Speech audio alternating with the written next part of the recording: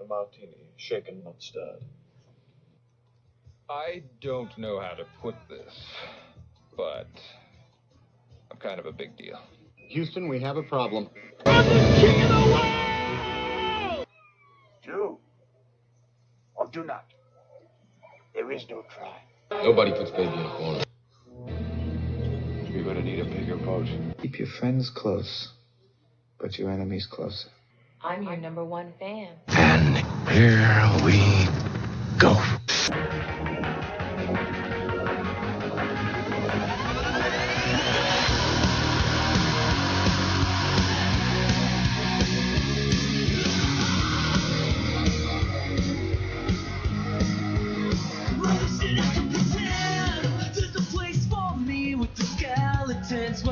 Happy Monday, moviegoers, and welcome to another episode of the Cine-Men movie podcast. I am alongside with the gentleman to my left and to my right. I am Juan, your host, and I'm surrounded by Zach. What's going on, guys? Eduardo. Hey, how's it going, folks? And guys, we threw up a poll last week, and we are talking Suicide Squad. Whether it be a perfect demonstration of a movie, or some might consider it ass backwards, or it might be considered an all-around flop. But we're going to talk about it today. But let's just dig right into it. Some of the controversies over the weekend. There was a game played yesterday called the Super Bowl. I don't know if you guys watched it or watched any of it. Ed, I know you had to work. You didn't miss much. What sport's that again? Soccer. Football. Oh, gotcha. Okay, I was wondering what sport that was. It wasn't polo. No, Right? Okay. It wasn't polo. Okay. Marco Polo. But no, the game was on yesterday. It didn't even feel like Super Bowl Sunday. Yeah. It didn't feel like a big game. I don't know why. Maybe because the Patriots weren't in it, or. Look, you bastard. Okay, they don't need to fucking be. But honestly, it didn't feel like a big game. It didn't have any of the big feeling to it. Zach, what are your first thoughts on the Super Bowl? Like, you know. I know you're not that big of a football fan, but you probably at least check out that game every year. Do you like muscly guys or like?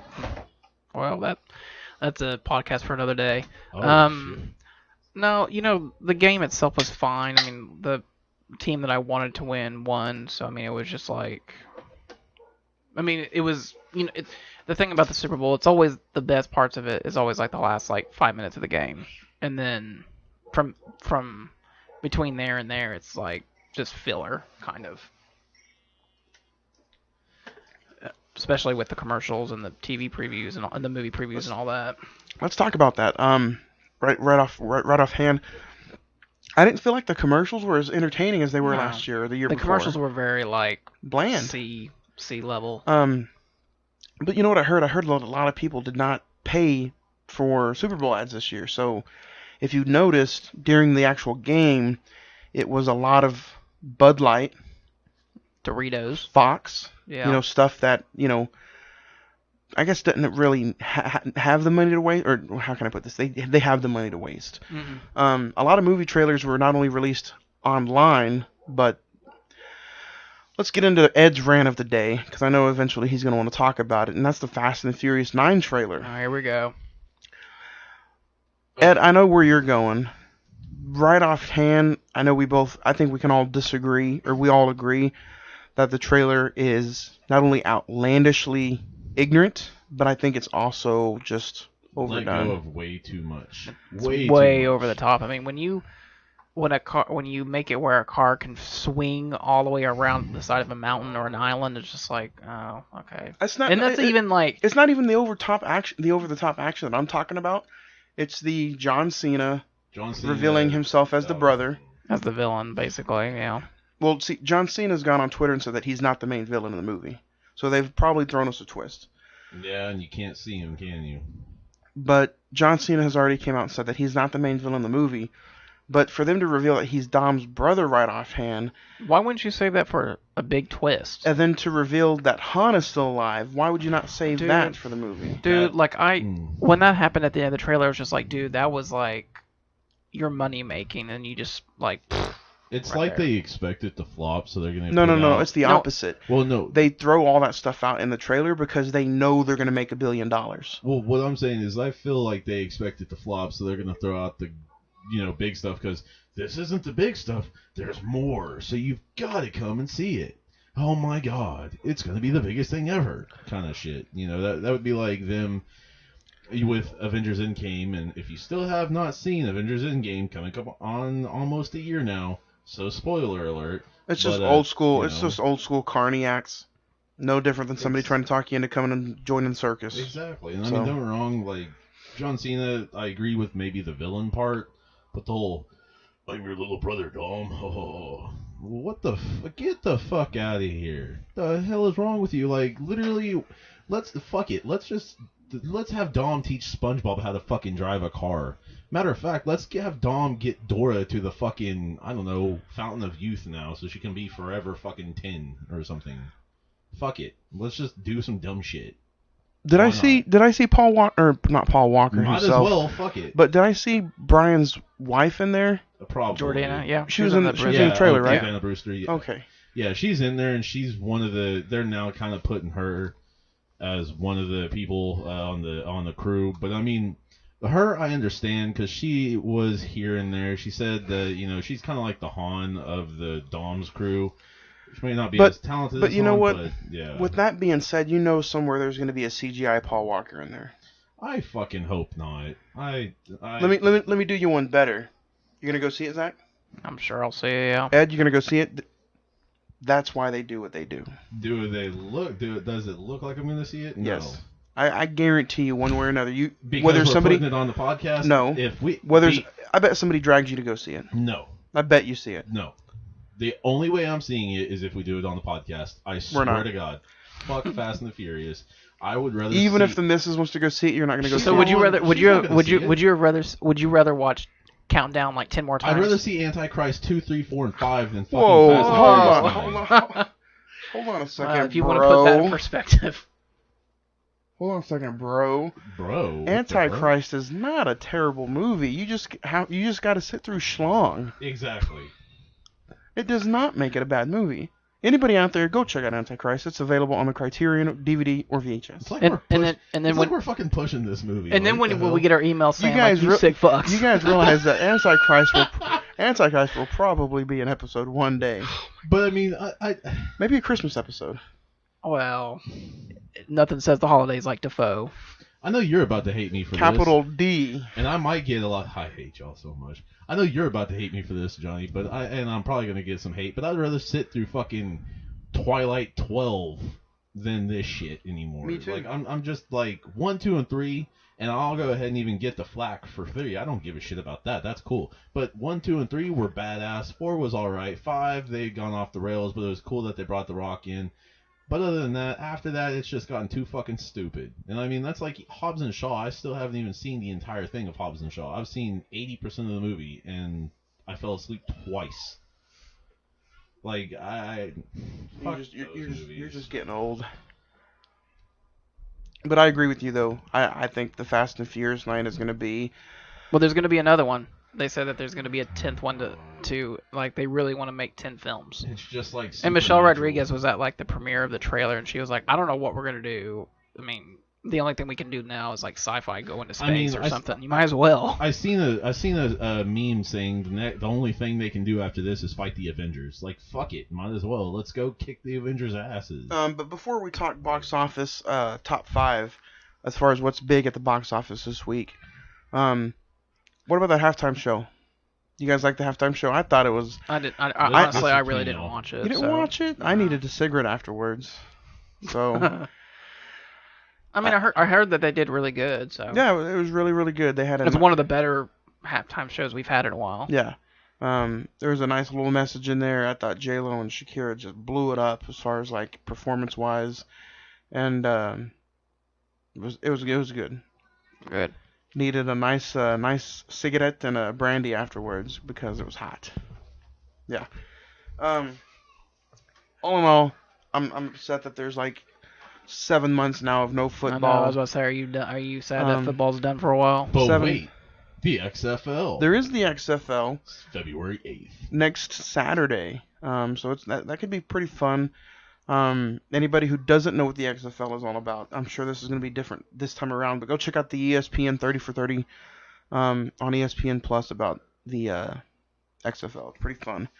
But as far as box office goes, Ed, what sits atop the box office this week? It looks a little slow. I'm using Deadline, the Deadline.com for this, for that matter. So the weekend box office, this is through February 3rd, so this is through at least so far today.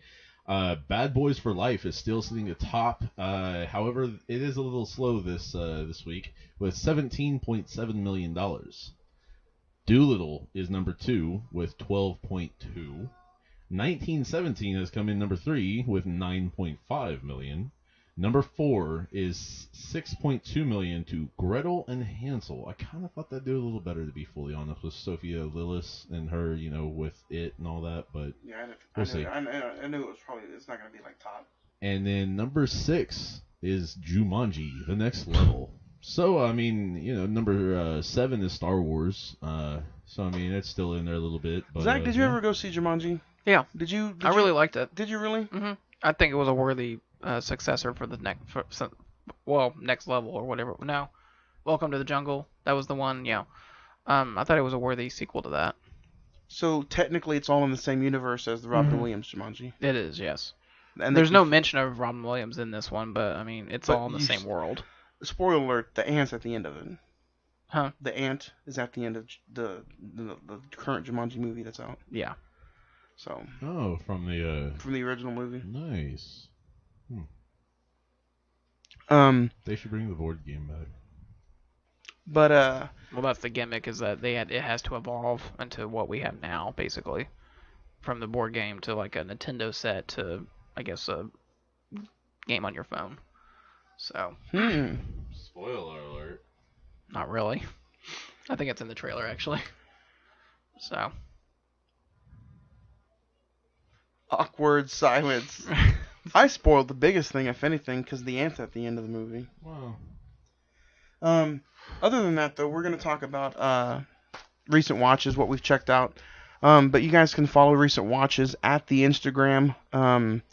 It's just one word, Cine-Men Movie Podcast. You guys can also follow us on the Facebook page, which just Facebook search Cine-Men Movie Podcast. We pop right up.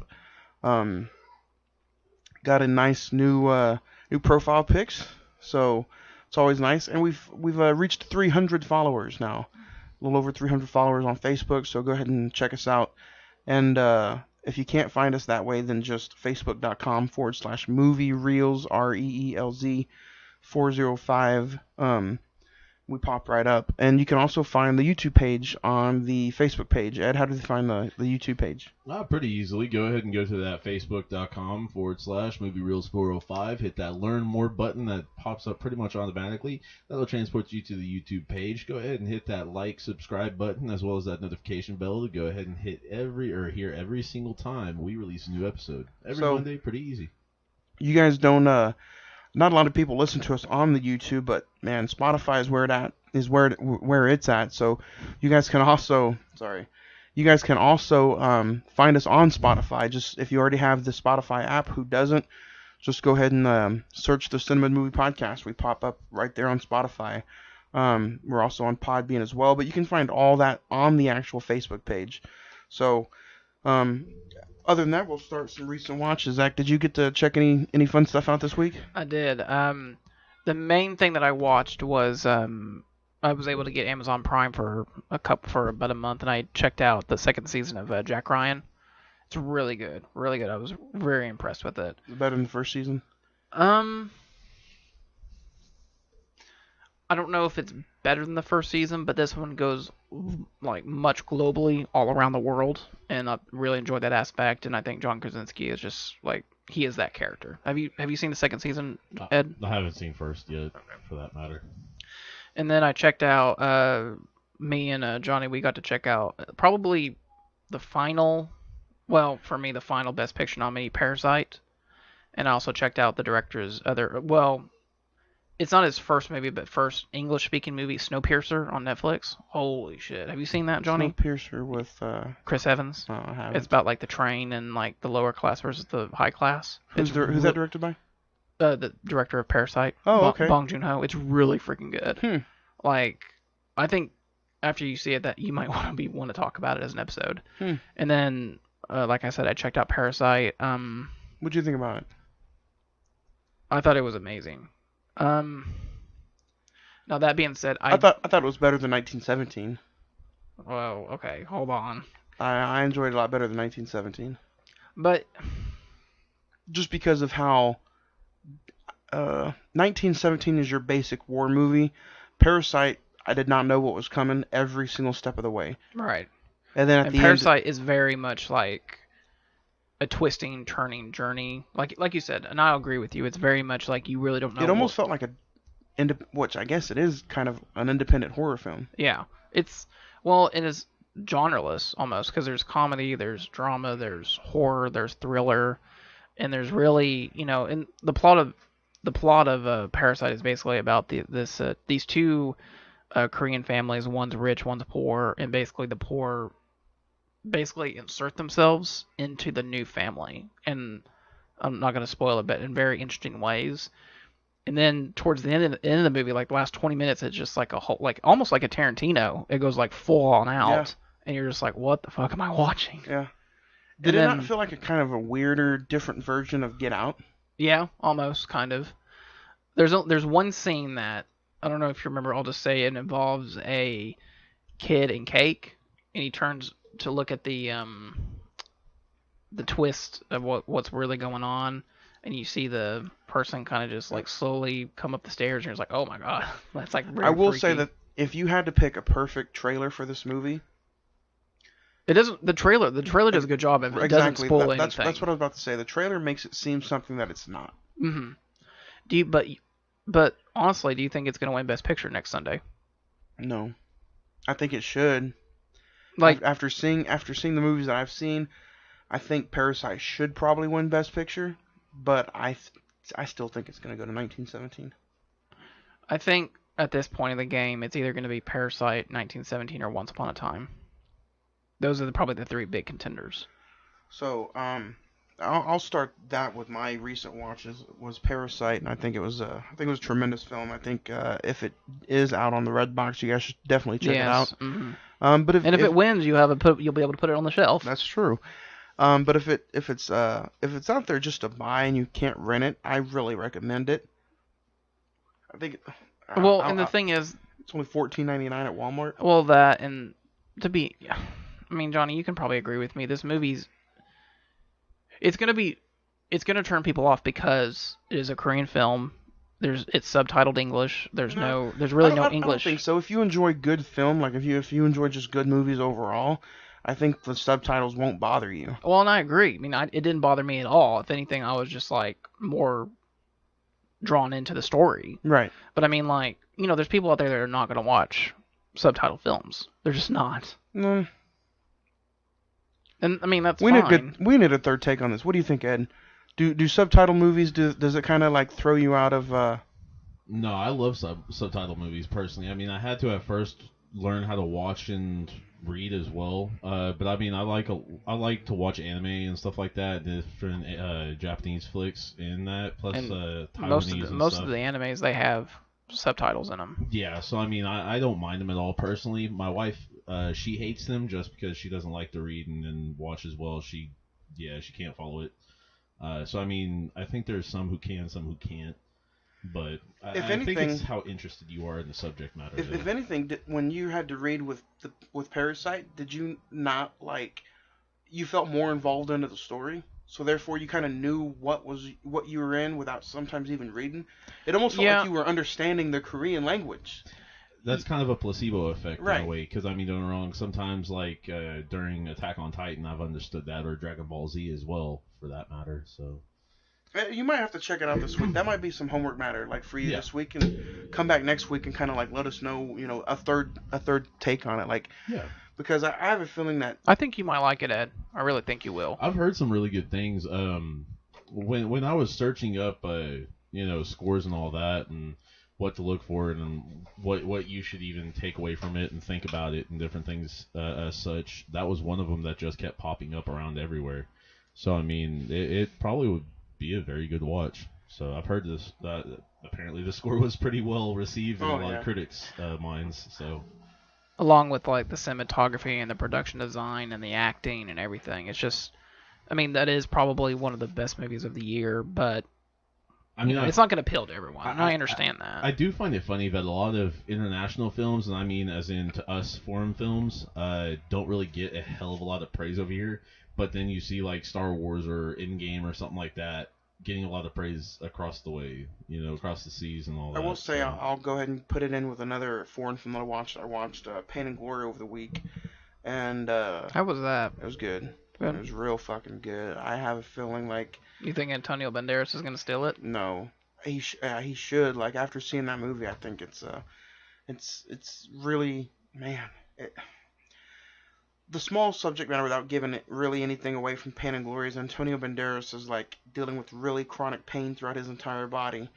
So every move and every inch that he gives throughout the movie, you kind of like really feel.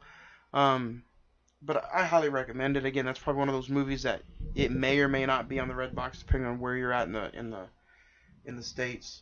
And then I kind of went on like a DC binge. I rewatched Man of Steel, Batman vs Superman, and Suicide Squad for this episode. I can't talk today.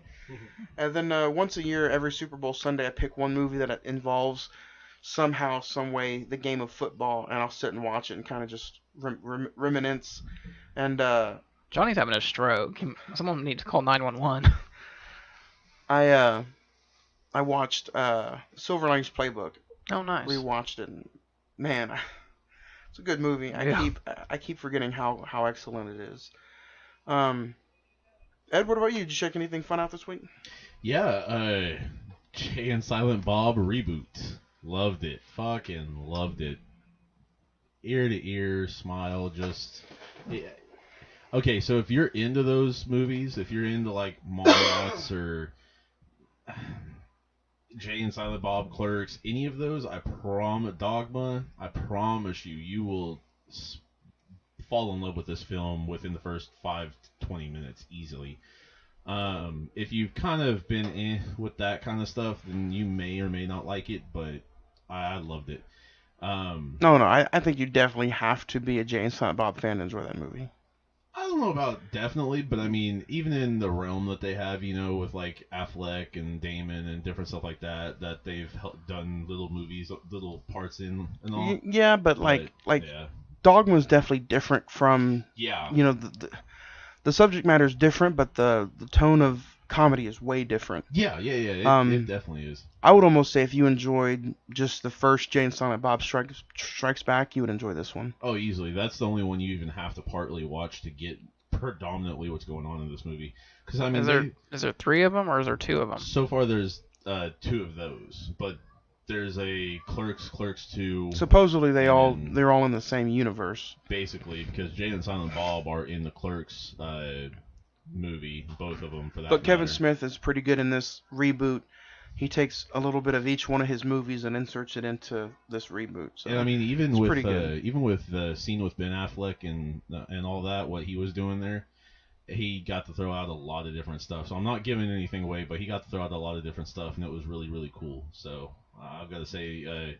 What else to check out? Yeah. Check anything else out? Basically, I mean, I had to work a bit more hours than I'm usually used to, so not as much, but I was, running reruns of Letterkenny and then of The Office and different stuff like such, and then of course Suicide Squad, and doing a little bit more on that and digging and stuff. So that basically was about my week, for that matter. Nice. So little boring, but hey.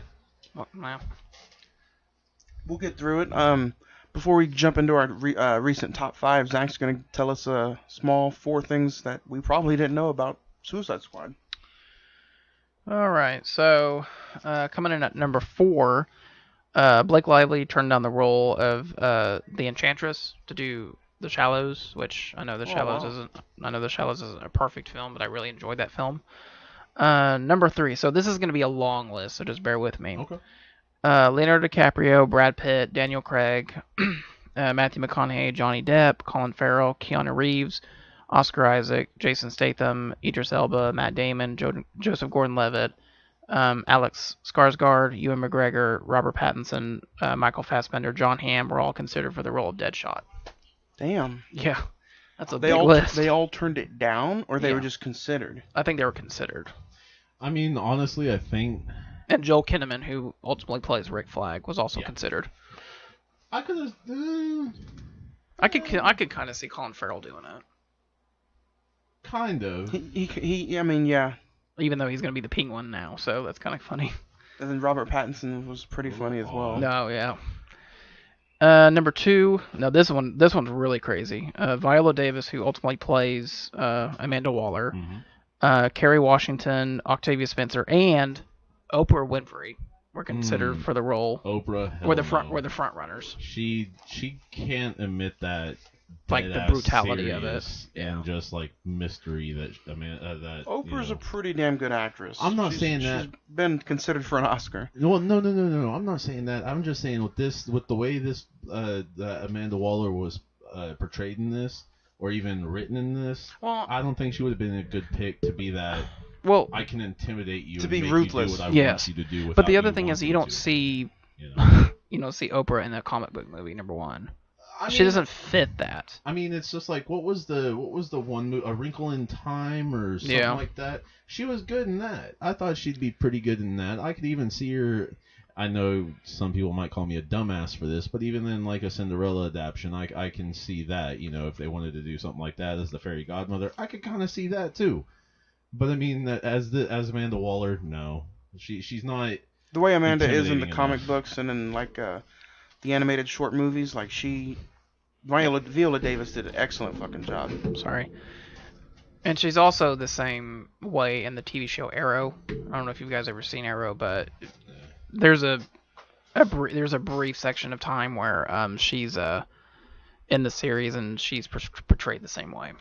So, and that was one of my recent watches was the series finale of Arrow was last week, Maybe and I thought it that's, was a very good. They wrapped everything up in a perfect way. Oh, so it's done. It's done. Damn, that's been going on since what, 2009 or 12. something like that? I was about to Because say it was eight seasons. Now that being said, the other shows like The Flash, Supergirl, Legends of Tomorrow, Batgirl, and they're gonna introduce another one here pretty soon. They're all still going. I know the leak of post-credit scene of Birds of Prey is out. And, No. I don't want. Oh my god. No, I want to just leave it alone, and we'll talk. We're gonna talk about it. That's excellent. So that finishes up your. Oh, one more. And the number 1 thing that I learned was while perfecting the Joker's laugh, Jared Leto publicly tried different laughs in public in New York City and Toronto just to see which ones made people the most uncomfortable. Nice. I think So- think you did a good job. I don't think he actually got a good take.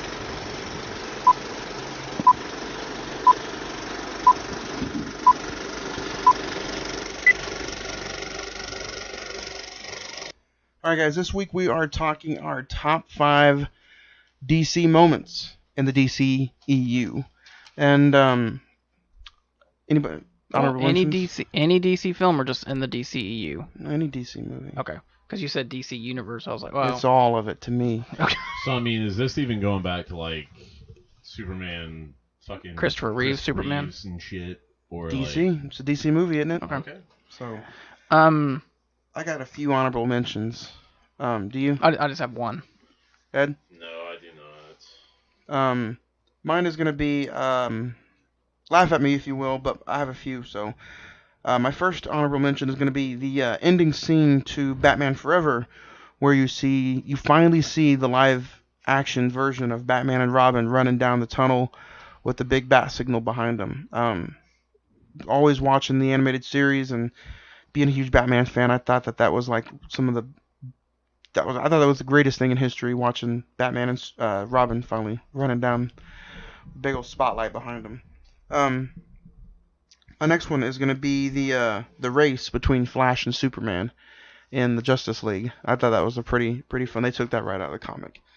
And then my official honorable mention is Bane breaking Batman's back from The Dark Knight Rises. Again, another scene that they just grabbed right out of the comic. It was fucking epic. Zach, what about your honorable mention? My only honorable mention was the Dark Knight Rises football sequence. Oh yeah. The game plays, and then Bane basically destroys the whole city with one press of a button. The field just collapses, and yeah, that's a pretty good scene. Ed, do you have a number 5? Number 5, I'm gonna take from Aquaman, and when he comes up with I forget what the creature is called, but the gigantic creature at the very the big battle, like the big monster or something. Yeah. That one was just, oh man, that gave me chills when I actually seen that. I mean, I've watched Aquaman a couple times since then, for that matter. But that's the French version, Aquaman. I know. Hey, but yeah, I've got to say that one was really cool to see, and I like that Jason Momoa truly has ties to even a little bit like that, just because he's from where he's from, and the Islander ties. So I think that's really cool that they cast a guy like him. Plus, I love the fact that it's that's an Aquaman I wouldn't want to fuck with. Jason Momoa seems like a sweet guy, an innocent, nice dude, but you could chill and just whatever with, but he seems like he'd be able to beat your ass really, really easily. So. If he married Aquafina, I wonder what their child would be. what would their name be? Aquamarine. My number 5 is gonna be the Jack Nicholson Joker dance scene in Batman 1989. Whenever he's going through the art museum, and they're just coloring on any and every piece of art that they can find. Simple, it's just hilarious seeing Jack Nicholson dance like that as the Joker. It's fucking funny. Zach, what do you got at 5? My number 5 is actually going to be a scene from Aquaman as well. It's the tidal wave sequence where the tidal wave hits the island and he gets swept out of the truck and he's going through the debris to find his father, I guess. Oh, at the beginning? Yeah. I thought that was a cool sequence. Ed, what do you got number 4? Number 4. So, okay. I forget if it was the I forget if it was Batman Returns or Batman Forever, but when he's fighting the Joker gangsters in the middle of the street and all that, and the Batmobile arms itself, or has all the armed plates on it. Batman 89. Yeah, I thought that was really, really cool, just because growing up, that was the Batman car. Growing up, I'm sure kids in the 60s and 70s, it was the Corvette-looking car. Yeah. But I mean, to me, that was the Batman car. To even at the Lego store here in the city, at Penn Square Mall, when you're walking past the Lego store, that's the Batmobile you see that they have displayed in the front window. It's fucking beautiful. Because was that Clooney or was that Michael Keaton? Michael Keaton. And I mean, don't get me wrong, it's so cool that he's been brought. And I know this is instead of DC Marvel, but I mean, it's still cool that he's being used today in some superhero movies. But I thought that was cool as shit right there when he got out of it and just, and it just, like an alarm. So, oh yeah. Yeah. My number 4 is gonna be the scene at the end of Batman vs Superman, where they're fighting Doomsday, and Wonder Woman just comes out of the blue and saves the day, and Batfleck is like, I thought she was with you. And then just having Wonder Woman's music going off, and she's right there in between them two. I thought, that's what you watch these movies for as a comic book fan, when you see those big 3 names, Batman, Wonder Woman, Superman, right there on the big screen, live action. It doesn't get any better than that. That's why we watch these movies. But that's my number 4. Zach, what do you got it for? My number 4 is the Batman vs Superman as well. Just the fight between Superman and Batman. How it starts off in the kind of the gutter, and then it just progresses its way into the building, and just flight after flight after flight. Rewatching that movie over this week, I really, and we'll get deeper into it in the episode, but I really wish I could have seen more of Ben Affleck's Batman and Henry Cavill, it's going to lead into a rant later on. But Ed, what do you got at number 3? Number 3, so when we go to, what was it? The if I'm not mistaken, Batman. No, because he's fighting. Batman Begins when he fights. Ra's al Ghul. Not Ra's al. Well, that one actually was pretty cool, the train scene. But when he starts Scarecrow. Yeah, Scarecrow. Mm-hmm. When he starts fighting him and all that, and then you see all the bats, but then like the whole little thing where he actually used the little he uses the sonar gas. on he the uses boot. the gas on the Scarecrow. Yeah, I mean the sonar on the boot, and I mean all that. I thought those moments, those little moments like that, were so cool in Batman Begins, just because they're doing something different, Fresh. Yeah, Christopher Nolan invented a great cinematic universe with that. My number 3 is gonna be Man of Steel, when Henry Cavill Superman kills General Zod at the end of the movie, and he just screams in vain, like, dude, I did not want to fucking do this, but you forced me to do something that, I don't want to do. Kill those people with Right. those laser eyes. That's what I'm saying, yeah. He didn't, he was trying to hold him back, and just, Zod was about to kill those people with his eyes, and, number one rule, they don't kill. Yeah. And, they don't touch on that stuff in a lot of the Marvel movies, and they don't touch on that stuff as far as like the actual Superman movies back in the day.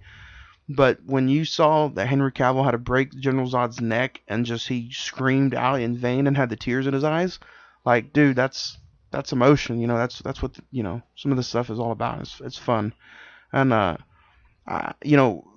get into a little bit of it now, but Warner Brothers fucked up. Like, I think Henry Cavill should have had at least 3 Superman movies by now. Easy. So Easily. Yeah. I feel like this is just gonna be our big rant episode. I feel like. What do you got at number 3, Zach? Number 3 is the Batpod race sequence in The Dark Knight, where they're going up the highway, and the Joker has the helicopter and the semi-truck scene. Yeah, the semi-truck scene, and then it all concludes with them flipping over the truck. Oh, it was just my God. incredible. Ed, what do you got number 2? Number 2. Okay, so this is in Justice League. So when they're bringing back Superman and all that, he's got to resurrect him because he's dead. Well, all 4 of them are standing there, and all that, and Flash has already said, yeah, this is going to be a Pet Cemetery moment. Oh shit. Well, it kind of turns that way, but Superman comes back kind of pissed. He's got a chip on his shoulder, and it's a rather large chip, and I just love that whole fight scene. And then when the Flash used his Speed Force and all that, and Superman, started moving his eyes, and he was like, oh shit. And then when he actually started moving, threw everybody off, and oh man. Have you guys played any of the Injustice video games? No. Well, a little bit, but not. That's one of the storylines that they use, and it's awesome to play. Superman comes back from the dead, a little pissed. But I mean, yeah, that, and then he just beats the shit out of Batman in maybe two movements, and oh my god. My number 2, and it was a little tough for me to decide this, but my number 2 is going to be the opening bank robbery sequence with The Dark Knight, and it sets the entire tone of the movie, and you feel what kind of performance and movie you're going to get when Heath Ledger takes off the clown mask, and Probably the most iconic introduction of the Joker. Easily. Yeah, It was good. But the way Batman Begins ended, that's probably why I would put the way this starts like so up there. Because when Batman Begins ends and you see him flip over that card, you just know that the Joker's coming. Yeah. And then the beginning of The Dark Knight is like, well, guess what? That's he's here. That's a perfect ending to a superhero film. It just sets up like, the big bad that that character's got to face is coming, whether it be this film, the next film, or whatever. Remember those words that you said. The best superhero ending part to any movie, and then opening. Remember that. Why? Just remember that. Zach, what do you got at number 2? Number 2, I have the Wonder Woman No Man's Land sequence, or she's basically running across the field, and bullets are ricocheting off of her, and then the battle progresses into the town, and she's just, I wouldn't say killing, but just knocking dudes out left and right. So it's another movie I'm getting ready for. And yeah, and the other thing is the stupid Wonder Woman commercial. It was basically a Tide commercial. I was like, Really? You had a chance to like show a preview or something, and that's what you do with it. I don't think Warner Brothers wanted to pay for that.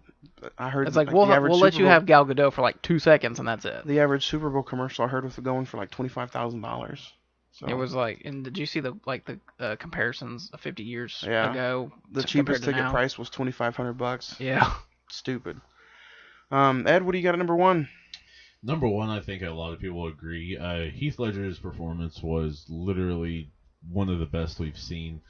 So I'm going to pick when him and Batman are facing off. Batman is on the motorcycle, the bat cycle, or whatever you want to call it, and he's just standing there saying, "Hit me, come on, hit me," And all of a sudden, they're playing a game of chicken essentially, and well, Bat chickened out at the time because he didn't want to kill him. But I've got to say that how committed that felt, it was just insane. So My number one is going to go back to the Batman 1989 movie with Michael Keaton, and it's when Kim Basinger's character catches him in the Batcave, and he just, looks at the picture of the Joker, and he's just, I gotta go to work, and then you hear the music, and you see Michael Keaton suit up, and then boom, the ending of the movie goes on, and to me, growing up, that was Batman for me. Like seeing that music and hearing that music, seeing Michael Keaton suit up, that's Batman. So that's my number one. Zach, what do you got at one? Number one, I'm gonna go back to Man of Steel from 2013. After Superman escapes from the ship, Zod's ship, and then Zod visits Superman's mom, Martha, and then she's like yelling at her and everything, and you just say like and he comes like rushing and is like basically takes him and just like flies him all the way through like a giant what would you call that, like a not like a through the corn stalks, through the cornfield and everything, and they land into the 7-Eleven. Yeah. It was just the music is just like, oh man, now it's on. How about that score? Yes, the score to Man of Steel is very good. And then I'm with you. I rewatched it over the week, and what do you think, man? Like, we're gonna get ready to talk Suicide Squad, but that's the movie that opened up the doors for all these other ones. Mm-hmm. Henry Cavill of Man of Steel, Zack Snyder, Hans Zimmer, Christopher Nolan, like they had something boiling there. Yeah, and I don't know what the fuck happened. Exactly, but how awesome is Man of Steel compared to like some of the other DC movies out there? I will let you in on what happened. The studios tried to take over. And we're gonna talk about that. I'm gonna disagree with you right there, but yeah, it's gonna be a good episode.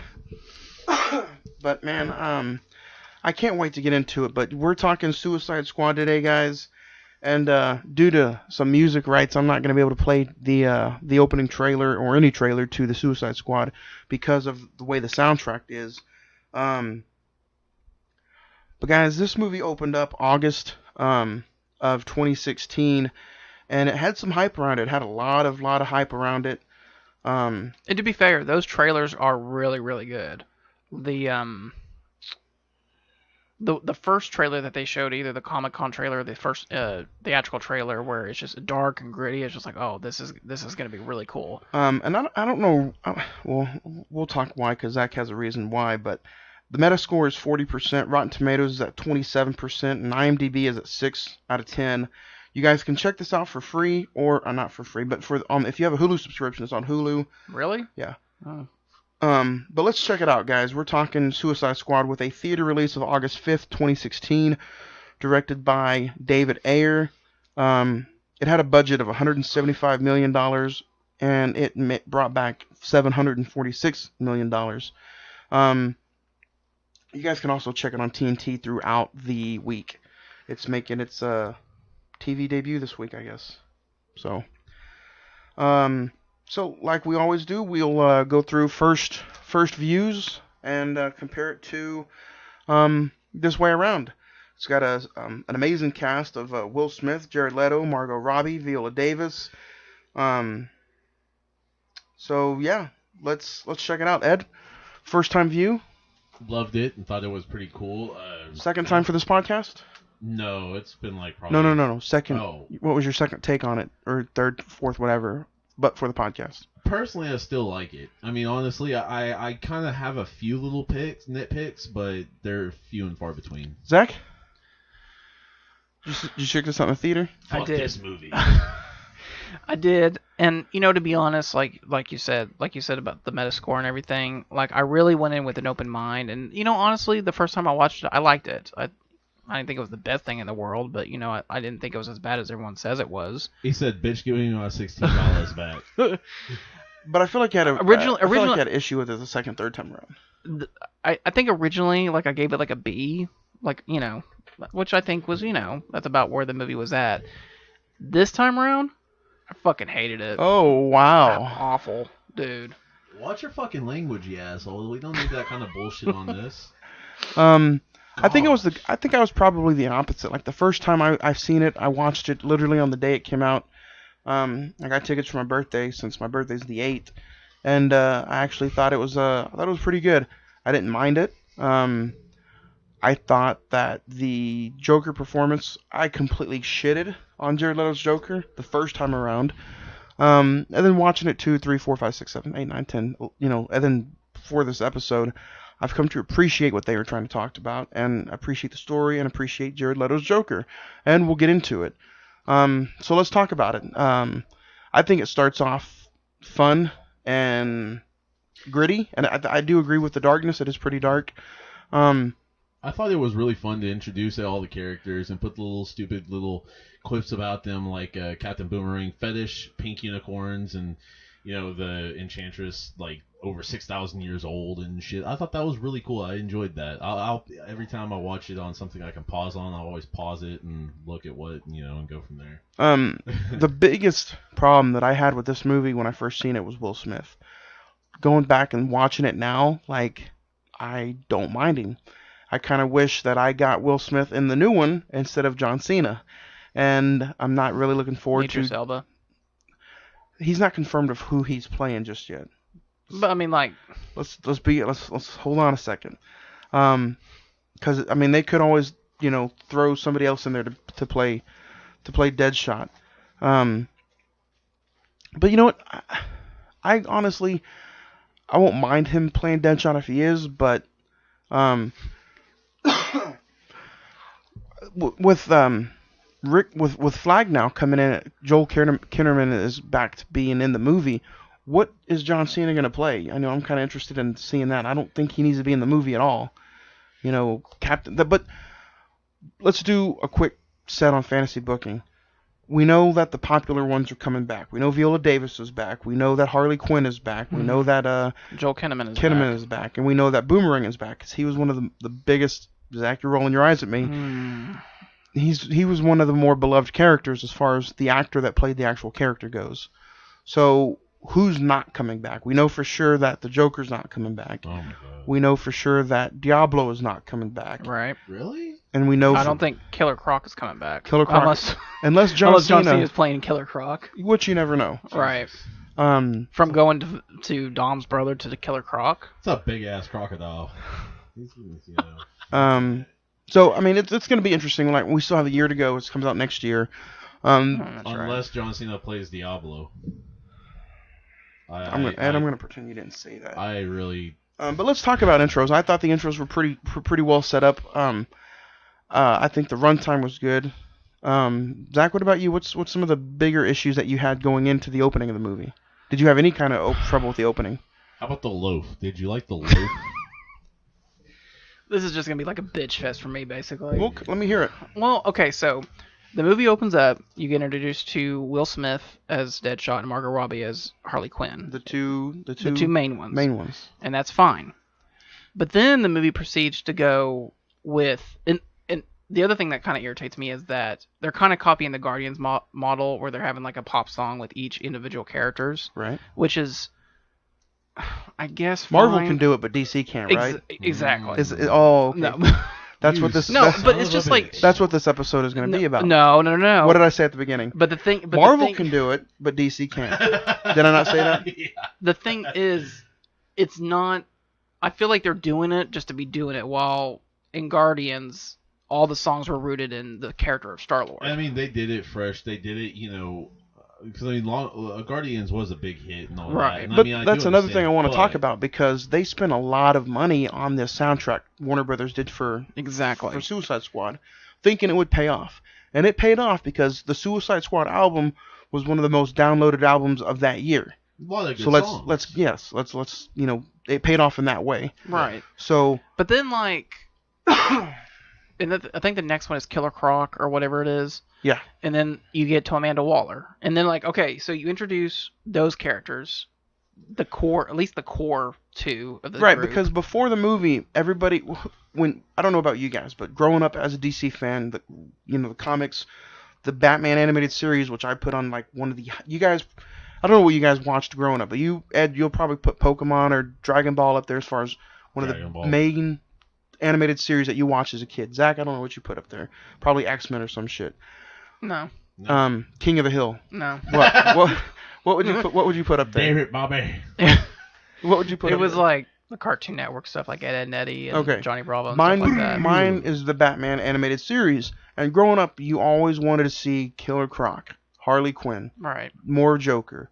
So when you finally get to see Killer Croc, I mean, on the big screen, I think they wanted him to be one of the main awesome things in this movie.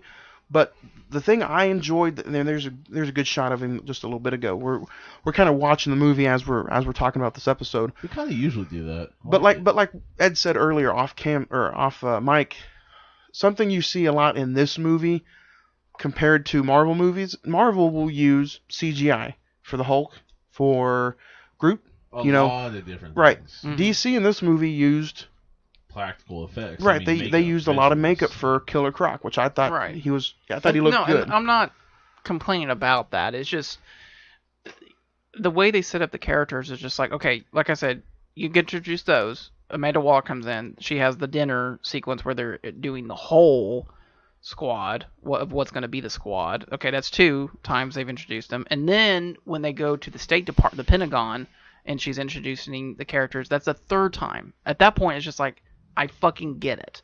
It's a squad. These are the characters. Let's move on and go. What do you mean, like, well, when she's at the Pentagon, she kind of introduces really The just Scarlet, just a Enchantress. witch. I will say, y'all are both possibly forgetting one person that they did not say shit about in any of the 3 introductions. Slipknot. Yeah. Not And one dude, fucking time. Dude, like they introduced the Slipknot is actually in the picture in the background. So like this asshole is just brought in. He can climb any wall. And then, okay, good yeah, for you, and fucker. Yeah, and then Spider-Man right, can before, too. and right even So- before the battle, they kill him off. It's like, what the fuck was that? What, Yeah. what was the point of that? Well, not Well, even a battle before point- shit goes on. The point of it is you had to spare one life so you can show what kind of weaponry serious that they're they were. using to kill somebody off as far as the little thing in their neck. Well, and then they Why get why tell the bad guys that you're going to blow their head off with a push of a button if the audience does not get to see that throughout the entire movie? well, and So the, take the least popular I'm being serious, take the least popular character and just kill him off so you can show the audience how it would be done. Basically a martyr. So. You're not going to kill off Bangarang. Captain Boomerang. again, call 911. Fucking. Okay, we're going back to Hook. Bangarang. You know. Well, But you and said then, something and then about like when they're Slipknot. on, but then when they're on the He looked like Rufio. the plane when they're about to go to the city. Hold on, we're jumping around now. We're still talking about intros. So Well, that was one of the intros. They introduced Katana. It was just like she randomly walks up on the plane and then okay, we got Katana. It's like, what? well, But- she's not technically like, you know, In the squad, she's Yeah. just a badass that Rick Flag knows. yeah, she's Right, one but of I the mean, like- she's one of the guys he brought in. Yeah. Like, but why even introduce her? For like, if you want to focus on the squad, why even bring her in? Because she's got his back. She gonna fuck up anybody that The tries audience shit, needs to know you know? at least somebody other than Flag that's going to be a little bit more of a badass than other just him, you know? Because if you just see Flag and then a bunch of nobodies, then in the back of your mind as an audience member, you're like, why don't these guys just fucking overpower and take them down? Yep. But then that's why you see Katana, and then B, that's why you see The fuck you guys. Slipknot get his head fucking shot off. I guess. All right. Sounds like Zach's just in a mood to nitpick. Hey, you know it's okay. I mean, I kind of. Ed, you said you kind of. I'll tell you guys my nitpicks before, but after. I was about Ed, to what bring kind one of them. what kind of nitpicks do you have? At times, I feel like the connection between Deadshot and Harley Quinn is just a little too much of a connection. I mean, it's not like they truly know exactly who each other is. They probably ran into each other and shit because apparently they live in the same city. But well, and it's just why? But what I will say, one of the positives I will say about the film is the chemistry between Will Smith and Margot Robbie. Well, they worked together. They worked together before. They needed that because, again, if you guys in the comics and in the Assault on Arkham animated movie, Harley Quinn runs away from Joker and kind of has a little connection with Deadshot because Deadshot realizes that the Joker's mean to her, the Joker's a little abusive to her, so she runs off with Deadshot in some of the comic books. So that is a comic book related. Yeah, okay, I like this is a comic book movie that we're talking about. No, it's not that. It's just at first I'm like, what the fuck is this? It's like Scarlet Witch and fucking Spider-Man just being the best buddies. Like, who the fuck, But you know what? Also, again, somebody who's not into Marvel comic books, would also be saying the same thing about how the fuck did Wanda and Vision have a thing? Why are they? Why is she fucking a robot? What's going on with this?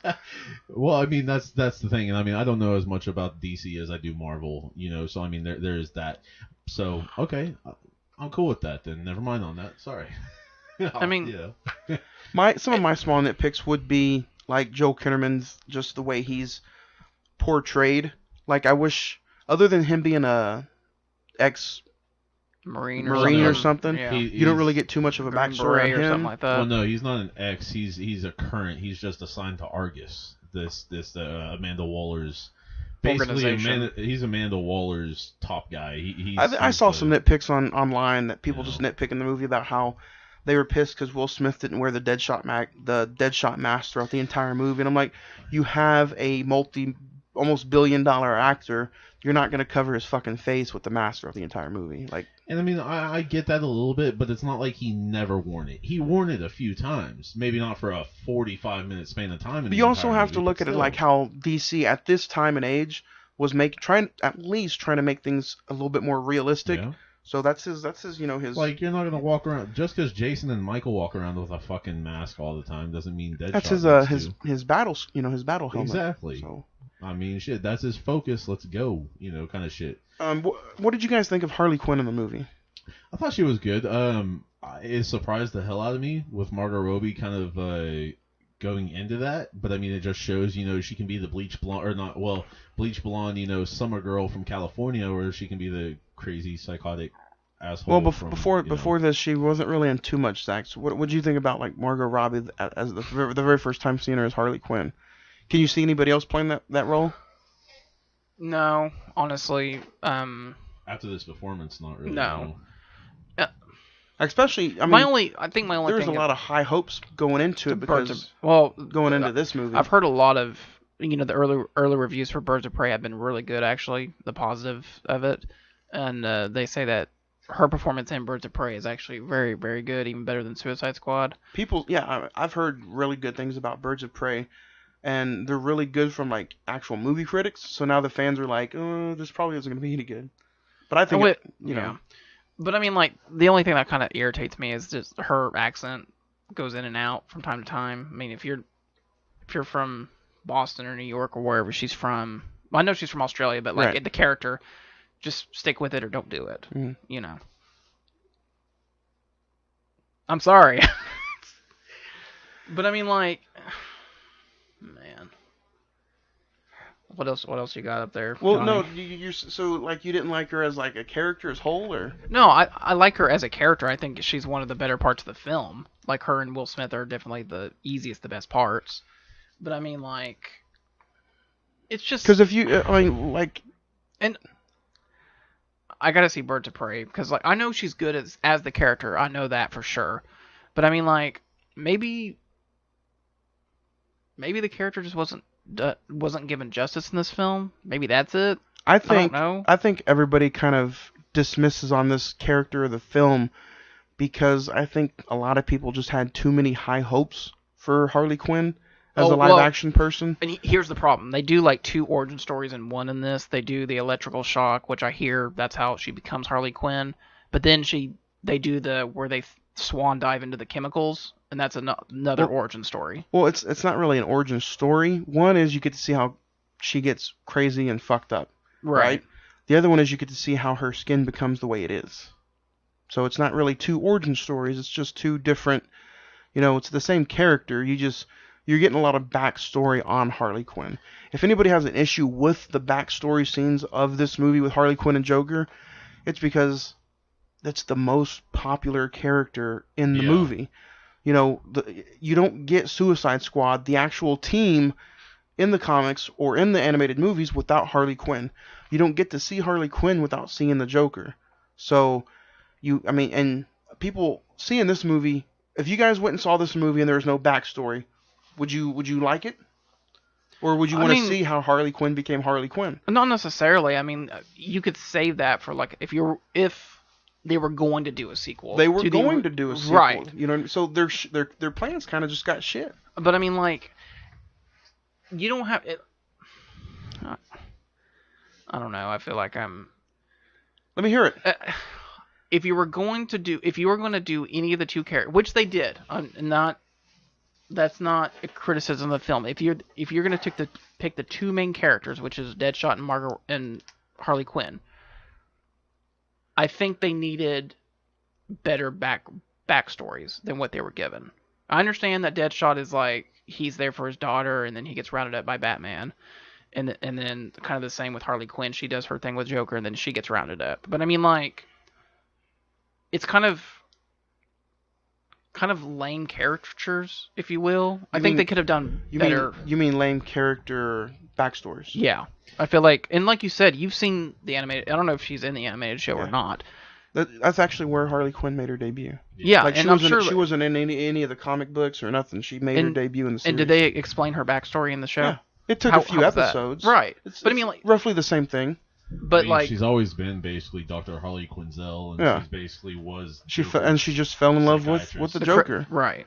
So you don't get. I mean, that's the kind of the rough story about this movie. And maybe that's my fault because I don't know the history of the characters. No, but I don't think it's your fault. No, it's what you just wanted.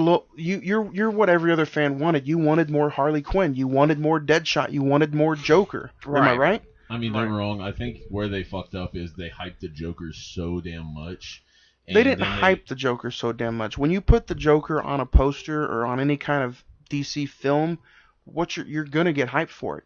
Especially, you got to remember, this is the first live action Joker you get since Heath Ledger. Yeah. Right. I mean, and I mean, a sack of potatoes to about a half a pound of sugar. Which one weighs the most? You can't have a performance like that. And then have it. No, I'm not saying Jared Leto's Joker is bad, but you could have Joaquin Phoenix's Joker come out instead of Jared Leto, and I don't think it still would have held up quite to what Heath Ledger did with it. Right. Two different Jokers. But you're right, Johnny, and that is one of the big things that people don't understand. One of the things that people want to assume that they are the same. They're not. Right. Heath Ledger is much more of a psycho. He's a psychopath. And Jared Leto is more of like a gangster, like just trying to get his woman back. And I think that's part of the way they fucked up is because usually everybody's used to the suits you said and all they that, fucked up. What do you mean they? Who's studio, they? As in the writers and all that. I think part of what they didn't do the greatest with Joker is everybody knows that something is wrong with his, mouth and different stuff, and he's got a couple of scars and stuff like that, not tattoos all over and shit like that. What's wrong with modernizing the Joker? No, I'm not saying that. I mean, hell, I feel like the Heath Ledger Joker was modern. Yes, modernized. Thank you.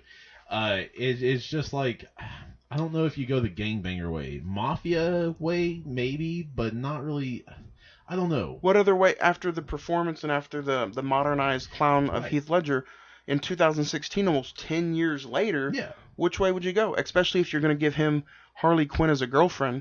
How did they fuck up? Because, I mean, I like the small part where she was reminiscing on how they danced together when she wore the original Harley Quinn outfit. Right. The red and black checkered Joker outfit, kind of. And then he was just in a plain suit and all that. I kind of liked that. I thought that was kind of cool, and I'm not saying... I think they chose, a good route in giving her a different outfit. I thought that was good. You look at gangsters, or quote-unquote gangsters of 2016... Yeah. What is some of the best things that gangsters can do? I mean, yeah, kill and go after, yeah. Well, I mean, no, I'm talking about like what's some of the best things that they can do. They can dress up. Yeah. So I mean, again, I think it's just placement. If you look at I'm probably gonna get some emails for this, but if you look at the way Jared Leto's Joker is, I think he's a modern day version of Jack Nicholson's Joker. Always wearing he was a gangster. Flashy outfit. He was the flashy outfit. He was the gangster in 1989 because he had the hat. He had the slick blonde girlfriend who wasn't really Harley Quinn. She wasn't made up at the point, but he was more of the loose end gangster as far as Jokers go. And I mean, so you couldn't take that version of Joker and bring him to 2016. He'd look out of place. Out of place. Yeah. Yeah. So give him tattoos, and the reason he's got the grill is because in the comic book story that they're going after, that Joker had gotten all of his teeth knocked out by Batman. Oh yeah. That okay. Yeah. So that's why he's got the grills in this movie, and then all the tattoos. I mean, the tattoos. I think he's just modernized. And that is another thing. Yeah. Basically, the film actually won an Oscar for costume design and hair. I guess costume design and hair and makeup. So I mean, they weren't obviously. They did something right. Yeah. So this movie actually won an Oscar, Zach. Thanks for bringing that up. Mm-hmm. Ed, we didn't really get. I mean, your thoughts too much as far as. I'm enjoying the conversation. Yeah. I mean, did you? Well, we talked about how you have a little bit of issue. Do you have any issues with the actual Jared Leto Joker? I just thought, I thought there was, because, back when it was being produced and all that, there was supposedly a lot more film with him in it. Yeah. And that's one thing I was pissed off about. Yeah, there is. There's about 30 minutes of extras. Yeah, he's came out on record and saying, there's a whole bunch of shit that they've cut from this film. And I thought it was a little funny and kind of weird that, so on screen, and you can even verify it every time you can see his feet, verify it, he never wears shoes in this entire film. He never wears shoes. When you can see his feet, he does not have shoes on. On top of that, I thought except for when he's in the helicopter, he's got shoes on there, and then in the nightclub, he's got shoes. Yeah, but literally, I thought it was very odd on how he chose to try to do his method acting stick kind of deal, and I've heard he's actually mailed like grotesque stuff to people as the Joker. Yeah, and I'm just kind of like, I get it, but why do you have to fuck with other people's lives? Like, going in public and doing the laughing things, I can see that because you want to see what type of reaction just a random-ass audience will get you. I mean, there's a guy on YouTube that I watch called Q Park, and he goes out and does dances and stuff like that, randomly, like a music video, and he tries to replicate those dances out in New York at Times Square, random as shit. And people laugh at him, or they're like, "Oh my god, cool," and whatever. People. What did you guys think of the of Jared Leto's laugh? Did you like the Joker laugh that he does? I mean, it almost sounds like the Mark Hamill laugh that the Joker does in the animated series. A little bit. I mean, I don't think it's the best or the one that's gonna survive time here in 100 years, but I think it is. He did make it his own, at least. He did try and differ himself to a point and use a little bit. For that matter, but still try and keep it different. You know what I mean? What was your biggest pet peeve, Zach, about the Joker? In this movie, at least. And I know it doesn't help poor Leto that he's in between two really great performances. Yeah. How about I say one thing I did appreciate about him? Because, I mean, I know earlier I said that, he didn't have the damaged mouth or anything like that, but I will say the tattoo of it, and he always brings it up when he's, pissed, basically. I love that. And I think that is a good take on it, and a good spin on how characterization. He does. Exactly. Even if he's sad or even if he's pissed, he's still going to show that smile. It's different. It is definitely different than any other Joker, So I will say I will commend that on the performance, 100%. So. Well, one of the facts that I didn't read that I saw was that he didn't rewatch Jack Nicholson's or Heath Ledger's films in preparation for this because he just wanted to completely remake the character as his own. Honestly, I just would have, if I was him, I just would have I would have been going up to the writers and being like, hey, I want to know what we're sourcing this all from. I would have read those comics and all that, and even a movie or so that had to deal with that a little bit. So far, no Not live for me. action Batman or any DC movie has ever messed with like Suicide Squad or Jason Todd's Robin or that kind of Joker at all. So Well, I mean, that's what I'm saying. Like, whatever source material they're pulling from, I would have wanted to know too, and see, okay, this is kind of how he acted. Here's how I'm gonna play that and interpret that too. You know. you get a lot of new faces. Go ahead, because no, go ahead. I was gonna say you also get a lot of new faces and villains that you don't see in any other movie. Did you guys have any positives on like Boomerang or Diablo? Like Diablo was one of my extra favorites that stood out among that was different from everybody else. I'm kind of sad that Diablo is not going to be, brought up. In, Not yet, you know, anyway. Well, that we know of. Is it Captain Jay Boomerang- Hernandez? He's not listed as any top billed actor in the movie, so. I mean, Captain Boomerang hit and miss, kind of. I mean, he was kind of funny and kind of He's the lackey, comical relief that you need in that kind of movie, I guess. basically. And I mean, I could do without him. I could have him. It's not going to break or take. See, I me think Captain for me. Boomerang is one of the at least the small better pieces of the movie. The one I could probably do without would be Killer Croc. Even though I was so excited to see Killer Croc, he doesn't do much for me in this movie. I mean, He just wants BET, bro. Yeah. How do we? Okay, like. I mean, I thought the makeup definitely, how he's portrayed is definitely great. Well, I mean, instead Man. of What's up, Zach? maybe even not like a thug or like, what I mean, like maybe, I don't know, make him more like, I mean, I don't really know, to be fully honest, but I mean, Who, Killer Croc? Yeah. You didn't see that many scenes of him just like jumping and attacking people. I think that's why he didn't do it for me. Yeah. Or you didn't see him with a gun in his hand. So it's like, dude, what are you doing? So, He's I mean, like yeah, Mark that's Ruffalo stupid. in The Avengers, not hulking up.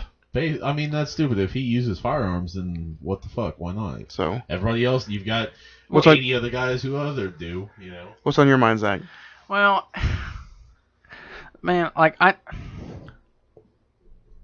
don't even want to bring this up because it's just like. Bring it up. I want to talk because I really want to see, like, a lot of the norm and a lot of the negative reviews that I read out there were nitpicking stuff that it's okay that Marvel does it, but it's not okay that a DC and this movie is does this it. is not even a Marvel thing. It's just like, okay, so we have this character Killer Croc, who the actor who plays him is actually from the Mummy Returns, the bigger black guy. So like we have this character this actor who's black, but he's covered in all this makeup. How can we let people know that he is black? Like he's a black character. Oh, I know. We'll just say that he wants BET and he's looking at asses at the end of the film. It's like what? Okay, first And then- off, and then all the Diablo- guys like ass for that matter. Well, no. So, but yeah, It's just the stereotypes basically. yeah. And then like yeah. Diablo's got to look like a cartel member basically. I mean, I don't know if he looks like that in the comic books or not, but What is Diablo? Diablo's a Hispanic word, so of course he's got to look. But I mean, again, he's he a has to be he's a decked out in all mod, the tattoos. he's a modern day version of Diablo. I guess. So you just have, I mean, which isn't a gripe. I mean, you have a legit point that they're whitewashing in a different what way. are they gonna do like racial stereotypes? Yeah. It's just like I don't know. I'm just gonna get like 15 emails No, for next week I mean, to watch. I can kind of appreciate that because I think put Jay. Why is that doing that? Put Jay Hernandez in there as a just no tattoos. Yeah, he just looks like a regular dude, but he has fire from his hands. That I wouldn't even have a problem with that. I think they wanted him to be like a Cholo type. well, yeah, like a gangsterized person. Because if you notice, his crime was in L.A. He was on the L.A. Times, so I think they put two and two together. But again, that's a good complaint. I appreciate that one. That's a good one. It's not like the whole damn music and. Now let's get into probably all of our biggest complaints. All three of us has. What the fuck happened with the movie? Because I think David Ayer, who directed the film, I think he's a very capable director. He directed End of Watch, which is like a found footage buddy cop movie, and then he directed the World War II World War II movie Fury with Brad Pitt. Amazing. Yeah, two very good films. What do you mean? What went wrong with the movie? Well, I mean, like I think David Ayer was the perfect guy to direct this, but I think, like you said, Johnny, at the end, or may have been you, Ed, at the beginning of this, it was studio interference. Ed said I that, said and that. Like, it was just. I want to know what the studio interference is, because we're not at the end of the episode by any means, and we're not at the end of the movie. But like, how do you feel that the studio messed up? They didn't let him direct what he wanted to direct. It was That- basically they saw the reaction to Batman versus Superman, and Zack Snyder's just really dark, over dramatic reaction, and they said, okay, we got to come in here and make this a lot more funnier and much more. I don't want to say kid friendly, but like more toned down than what Batman versus Superman was. So, I mean, what do you think, Ed? I agree and disagree with that, and I'll tell you here in a little bit. Ed, what are you trying to? More, it's along the lines of like editing and having different. Because I mean, don't get me wrong. If you're gonna use the Joker, everybody knows he's pretty much the top villain in any DC. I mean, don't get me wrong. What are you trying to get at though? What do you mean? Use the Editing Joker. and Joker. Use that. I mean, don't get me wrong. You cut out over half an hour of film time. You cut. Yeah. I'll tell you why with that. Well, no, I mean, I get it, but then Well, I'm just like. what do you mean? You get it, but you don't like that he's in it that much. On top of that, Jared Leto, he's got a lot of good acting Right. behind him. He does, but you come in and that you kind of let it shit on itself. See, the Suicide Squad is not about the Joker. Well, no, I get that. I do. Well, and the Joker's more of like a plot B in the film. Yeah, Basically, I mean, he's a side plot. He's trying to get back to Harley. And but I mean, it's I get meant that. for that because you feel with how badass the Joker is. There's only one person who can really put him in his place, and that's Batman. This isn't a Batman movie. No. This No. isn't a Joker movie. Suicide Squad is all about Harley Quinn and The her villains. team. Yeah, the villains. So the reason that there was not a a bunch of scenes with the Joker in it is because comic books, the animated movies, the Joker is just not a big part of any Suicide Squad. Plus, don't get me wrong. On top of that, these are the guys that are supposed to take down Superman. Like, I mean, don't get me wrong. That's Well- one thing that Amanda Waller brought up in the meeting. That, we had Superman flying in the sky. What if he turned on us? Who would we use? Well, how about these fuckers? They have You know? there's no way they can take him on. Like, literally, Justice League can Well- at least go at him. These Well- guys get their fucking asses handed to And them. Well, in if you- that's the other problem with the film is that Like, Enchantress what the is hell? not. They're not a. She's not a Suicide Squad villain. Plus, That's I mean, more of a don't get me Justice wrong. League villain. Like, I'll get to that too. I'm the sorry, we're just contingency- building and building. Like, I The find it, reason she's a Justice League villain is because there was a point in time where she was supposed to be used in the Justice League. Like she was supposed to be one of the main people that With Steppenwolf? that was supposed to be taken down. Amanda Waller's biggest concern against trying to fight somebody like Superman is to not just have somebody like Deadshot or Harley Quinn. She wanted more meta-humans, Right. like Enchantress, like Diablo. Like those are the main ones that she wanted. If you notice, she had a big heart-on for the Witch because the Witch was one of the main people that can take on and take down Superman. And that's the only one out of this entire But guess crew what? that I can In see the that. middle of the movie, she turned and she got away. And that's, yeah. So this was their contingency plan to bring her down, basically. Right. So, I mean, I do get that, but I mean, it's just like, I don't know. They put a few different things in here, little things, and it just paid off for nothing. What little things though? Like Well, that's what I'm saying. The little Slipknot. I mean, I do understand that, but you don't even nothing and just fuck that guy. Let's just go ahead and put him in there, blow his head off, and oh well, cool. We used him. He's done for. Whatever. he's not a big and never has been a big villain in any kind of DC movie, DC Comics, anything. Then the whole Superman thing, and I will say this yeah. movie is perfect as But that keeps popping. I will say this movie is perfect as far as like timing. It's right after Batman versus Superman and right before Justice League. So, Zach, you're still over there shaking your head like you don't get. What was the one point you brought up? And don't get me wrong, I do like I this movie. Even after the 20th time of watching, I still do like this movie. So I'll just put that out there. I do like it. Which point were you talking about? I feel like I've had like 15 points. No, you were just you were upset that. What do you mean when you said that this was the crew that can take down Superman? Well, what I was saying is just like I felt like Enchantress is not a. She's not a villain that the Suicide Squad could take on. The fact that she has like, even though oh god, like it's just she's a horrible villain. I'm sorry. I think she is. All she's doing is just dancing all around and like floating garbage all around like in a portal like state where she's like a force field or something. It makes like all the extra like people zombie likes. Like fucking like silly putty or something. It's like, what are we doing? It's just like. But you realize that that's not a thing of the movie doing something wrong. That's just like comic book villains coming to life. You get what I mean? And like I said, I don't know anything about this villain until like okay, I don't know anything about these characters. I don't know anything about that villain. So if that's what she does, fine. I just think she's a bad villain. But I mean, like it's just. So what's the difference between her and Doomsday?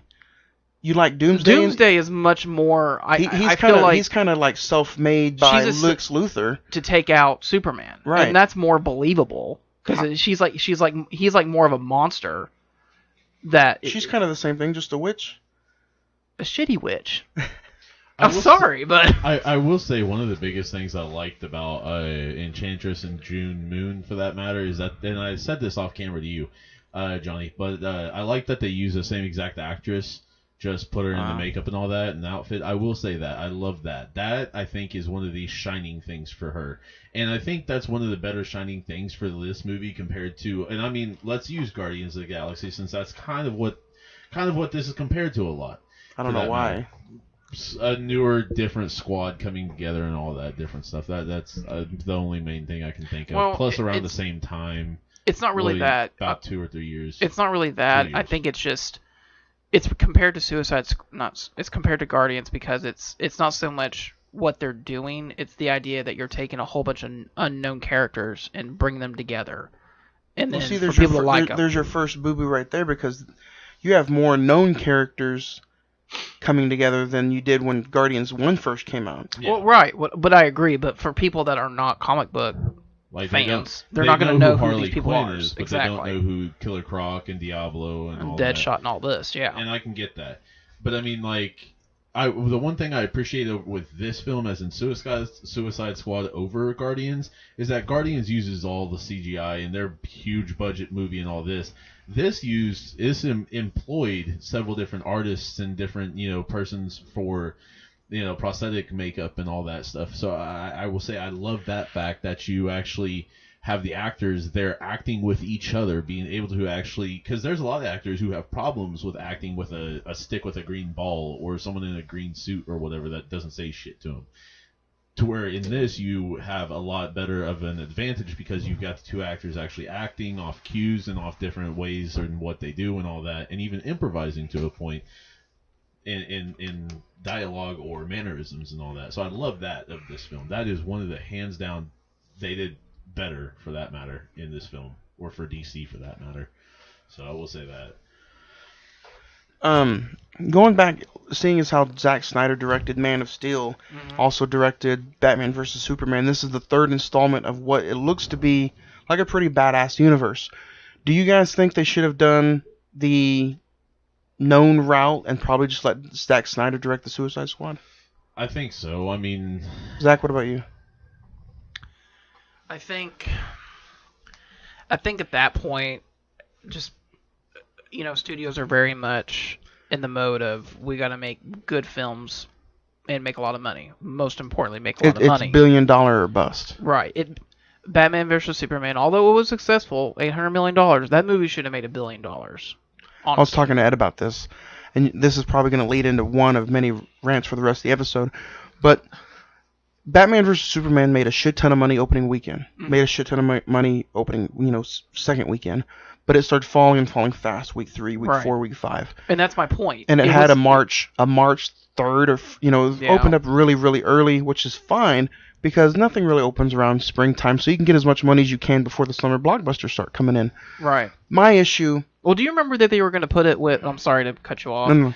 Do you remember they were going to release it on the same day as Captain America Civil War? At one point they were going to do that. Yeah. And then that was the original release date, and then they found out that Captain America was coming out, and... Well, no, because they saw the release of Winter Soldier and saw it was huge. I was like, oh, we can't compete with that.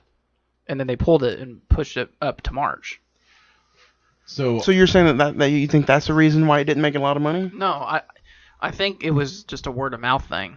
It's just, That's what I want to get to. It drove poor Ben Affleck so deep that he started to have personal issues. well, and I would have liked to seen, his Batman film. I think Right. he would have kicked ass as directing it and acting and I heard everything. the script that he had was amazing. Yeah. And it was he was supposed to direct it as well, like you said. My issue is that you have a huge universe that you're about to unleash on everybody.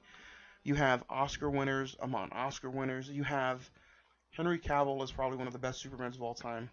You have Amy Adams, which hands down to me is amazing as Lois Lane. Lawrence Fishburne. Okay, you have Michael Shannon in Man of Steel, and then you have Kevin Costner as the dad, and then you have Jeremy Irons as Alfred. Which hello, Yeah. how amazing was that? Yeah. I mean, was Jesse Eisenberg probably the perfect guy to play Lex Luthor? No, but he was kind of crazy. I enjoyed his performance. Yeah. Yeah. And you have Gal Gadot as Wonder Woman. Yeah. So you have a very good, very, very good, like, acting cast around you. Mm-hmm. Zack Snyder, who, don't get me wrong, some of his stuff can be iffy, but he just got off a huge, and I think this is why he got hired for this, is because of what he did with Watchmen. Yeah. And how dark Watchmen was. Yeah. So you have him come in here and you do this, Well, and you wanted dark, you wanted gritty, so you got the Dark Knight. You got the Dark Knight Rises. Well, You wanted the same thing with Superman, so you got your dark Superman. Well, and they were just trying to emulate Nolan. They were trying to bring, which he's again, a producer on the film, and right. that's fine. But you I mean, bring like, him in, and then you also bring in Hans Zimmer.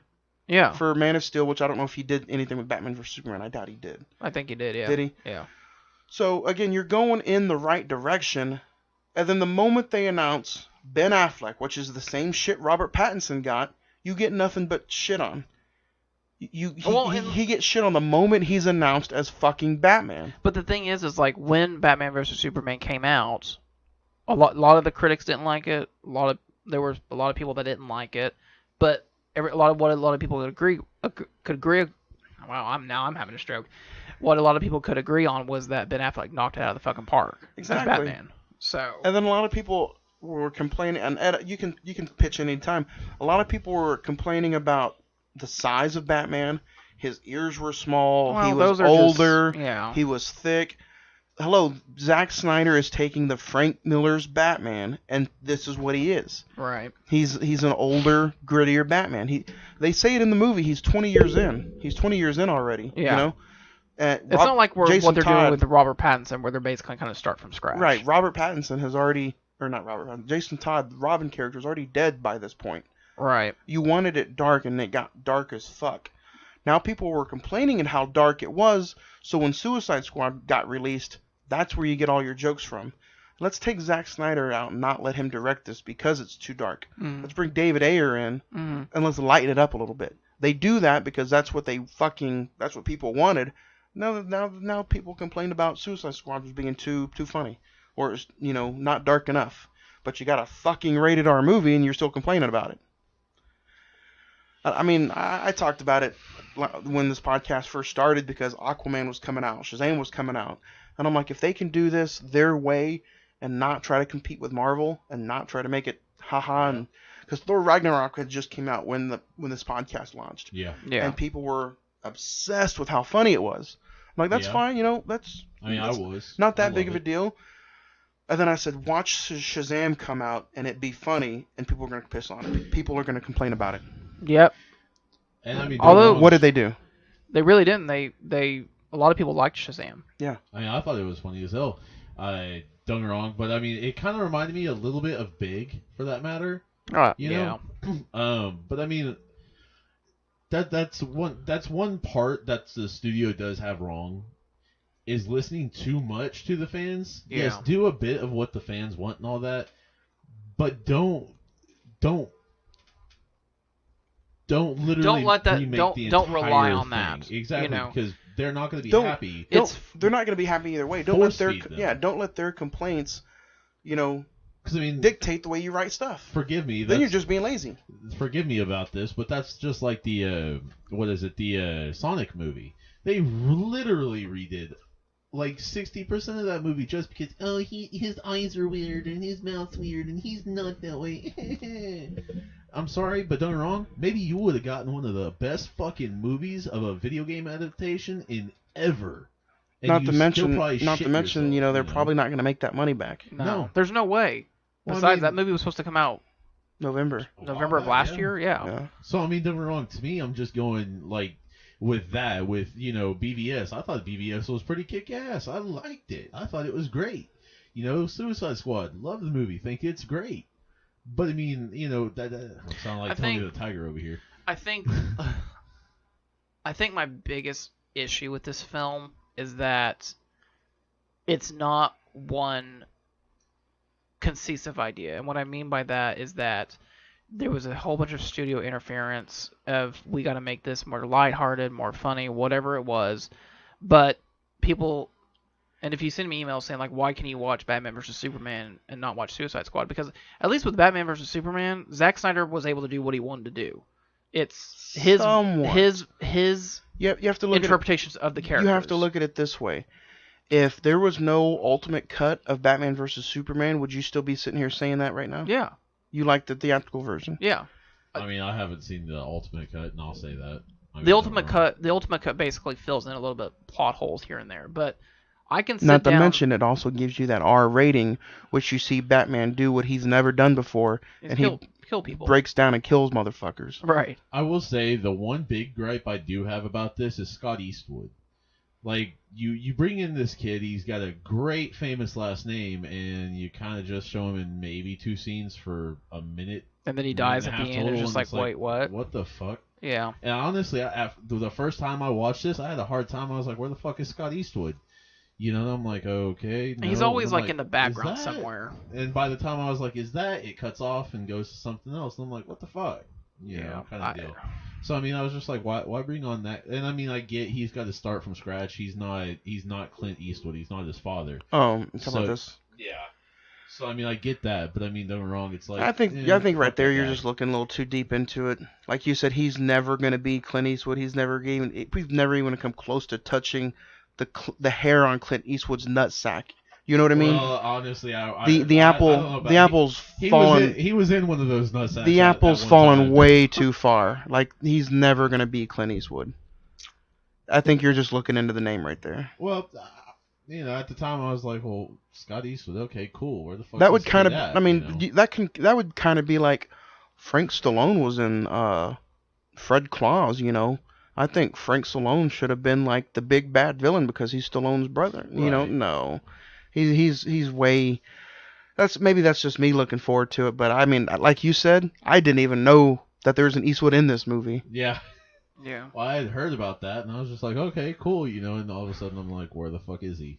What the hell? But, I mean, that's, it was just weird on that. But, yeah, I mean, looking into the name on that. But, yeah, it's little tiny punk-ass picks, basically. Mine are. Where do you guys think the DC goes from here? I hope they do some outlandish. Because in the next few months, next few months, you have Birds of Prey this weekend, and then you have Wonder Woman 1984 in June. Finally. And then you have, the next movie is the Batman. Yeah, which they have started principal photography. So yeah, they're production on the film has begun. they're in production. Any chance that I don't know. Any chance that the Batman universe is involved with the Birds of Prey or Wonder Woman universe? And don't forget, next year we also have The Suicide Squad by James Gunn, and we also have the Flash movie is in pre-production. That shit's never gonna happen. No, it's in pre-production. They're taking but they've gone through 15 directors though. Yeah, but that's because of they weren't going to use the kid that's playing Flash. Ezra Miller. They weren't going to use any of his creativity, but they've taken his second screenplay and they've greenlit his second screenplay. Oh, that's good. Which he says, as long as I get to write it, I'm interested in doing it. So that's also another thing. Did you What did you guys think of the little Flash scene here? That was that cool. was cool. I was cool. Yeah, I that was liked cool. It was cool that they use Batman and the Flash. So far, I'm loving Ezra Miller as the Flash. I think You haven't got a lot of him, but everything I've seen from him, he's been fun. I think he's perfect for it so far. I mean, don't get me wrong. That's like with Justice League. Hey, with Justice League, so far the only problem I've had is Cyborg, and I mean, I just don't know. Maybe like I haven't made my decision, I guess, on if he truly fits the character in my personal opinion. But I mean, every other you're just not used to the character. Well, I'm used to of any Cyborg. I'm used to, of course, the Teen Titans Cyborg. And I'm not saying this is not a better one or as good or whatever. I'm just saying that's what I'm used to, so I'm not 100% sold, I guess, yet.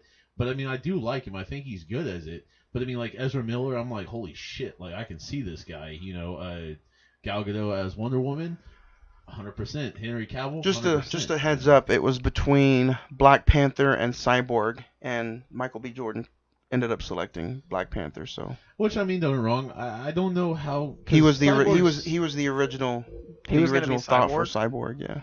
Because Cyborg's supposed to be of a bigger guy. You know, kind of like what 6'3". Unless he's in Teen Titans, he's mostly known for Teen Titans so that's why Michael B. Jordan was going to go for that role. Which I get, but I'm glad he's portrayed how he's portrayed so far. I do love the cybernetic upgrades that he gets all the time, so I do love that. Do you guys think that this movie changed the DCU forever as far as being just like, again, word of mouth and people shitting on the movie? Do you think it changed the outcome of the way Warner Brothers let Zack Snyder do Justice League? You know how they're trending worldwide has been the release the Snyder cut of the Justice League.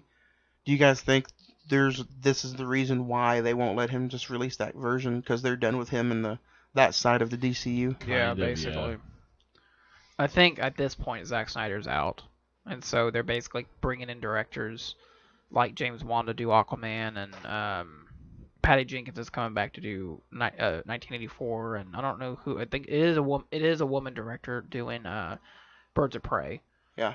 So I think at this point they're kind of, I hate to say it, but they're kind of playing the Marvel game where they're getting like these independent directors and giving them to say like, you know what, just give us a film. And that's why you know what I don't want though is, we've talked about this before in the past. All the Marvel movies, tell me if I'm wrong, feel the same. Yeah, I can agree with that. To a certain extent. I mean, and the thing I loved about the original opening, or the original startup of the DC, was that they felt like Zack Snyder movies. They had a darkness to them. Man of Steel and Batman vs. Superman for sure does. Right. Yeah. They are Zack Snyder films, and they look like Zack Snyder films. Tell me how Justice League is kind of like a mix, and that was because of the situation with Zack Snyder, with him and Josh Whedon. Tell me how, like, you know, with some of the Marvel movies, they just kind of feel the same. Whether it's Captain Marvel and Spider-Man, you know, they feel like they come from the same. I don't know, Zach. What do you think? You're kind of on the fence as far as you can watch a nice, artistic 2.5-hour movie, but you also enjoy a roller coaster of a ride, hour-and-a-half movie, superhero film. Yeah. What's the difference between, you know, do you have to have the movie feel like it's a director's movie, or are you okay with Marvel having 4, 5, 6, 7 movies feel like they're the exact same movie? The reason why Marvel films feel the same is because that formula works for them. You know, whether it's be the family semi-serious, either with Iron Man or Captain America or Thor or whatever have you. You know, DC, and like I said, I'm not a comic book fan, but I know that DC was never really that. It's always their characters and villains who are always the gritty, grimy, real world settings, kind of like how Nolan was with the Dark Knight trilogy. Do you think they messed up by I think they messed up on bringing, and I love Christopher Nolan, don't get me wrong, but they should have just left him out as being a producer on Man of Steel, because they've always tried to copy Nolan formula of being like realistic and I, just I think that was amazing though. I think that's what they wanted, and I think Man of Steel wouldn't have been so good if it didn't do that. Where I think they kind of messed up, and you guys can chime in anytime. Where do you think that it kind of went? Like, you think they saw the success of all the Avenger movies so much that they just wanted to hurry up and get to the Justice League? that was the biggest problem. They should have They just. did not let these characters breathe. You They think- were so worried about them having their Avengers and Justice League. Is that look okay? Like I said, the formula for Avengers and all them, it works because they know how to do it. But DC could have said, okay, you know what? We're not going to do that. We're going to let Batman have his film. We're going to have Superman, Flash, Cyborg, and then maybe or at least do Superman and Batman, then do Batman versus Superman, and then have Wonder Woman, and then maybe Flash, and then do Justice League. I looked it up earlier. The original lineup, which I saw, and I really wish they would have went this way, was Man of Steel, Batman vs. Superman, Suicide Squad, Man of Steel 2. And just to be clear, that since Henry Cavill's been doing The Witcher, they've asked him like, well, are you still going to do Superman? He's never said he's not doing Superman. Which, you know what that means. He's cool with it. He would do it, but they need to write it better. Right. No, I think with him not saying anything, I think he's still contractual obligated to say he's still doing it. Well, to say he isn't doing it. Because if he sits there and says, yeah, I'm still going to be Superman, in the back of everybody's mind, it's like, oh, here comes another Superman movie. Well, and they kind of teased it. They teased it without showing Henry Cavill and Shazam. But I mean, Which I don't think you do that unless you have him up your sleeve. Yeah. You know what I mean?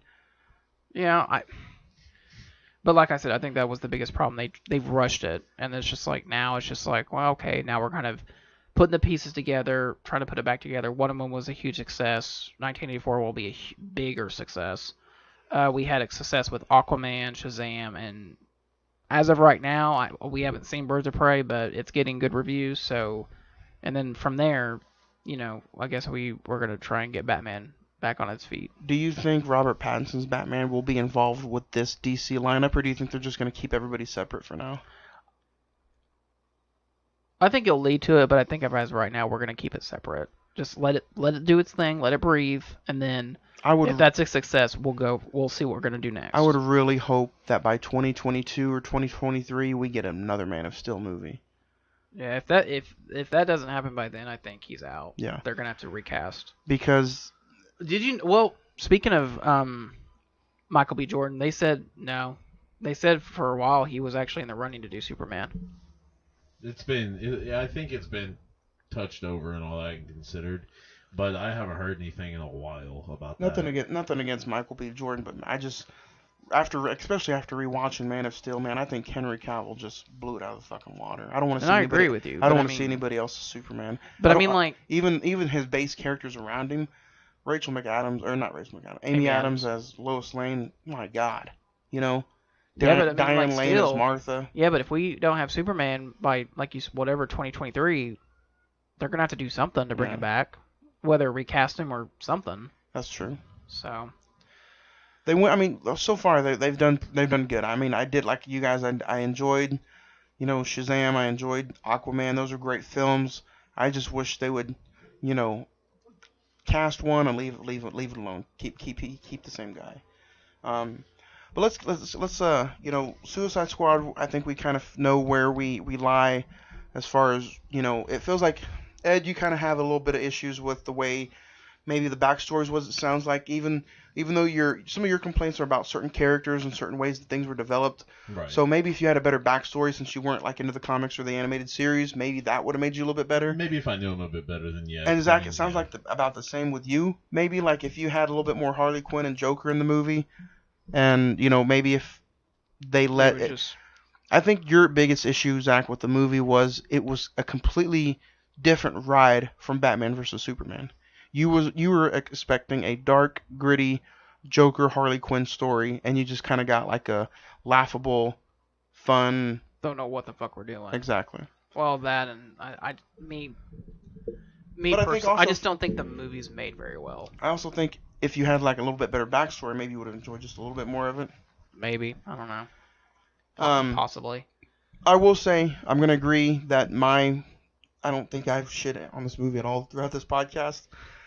My biggest issue. You're the hero of the episode. My biggest issue of this movie is Enchantress, and it's only because how she escapes and they hurry up and push the button like, okay, now we need our Suicide Squad guys to chase her down.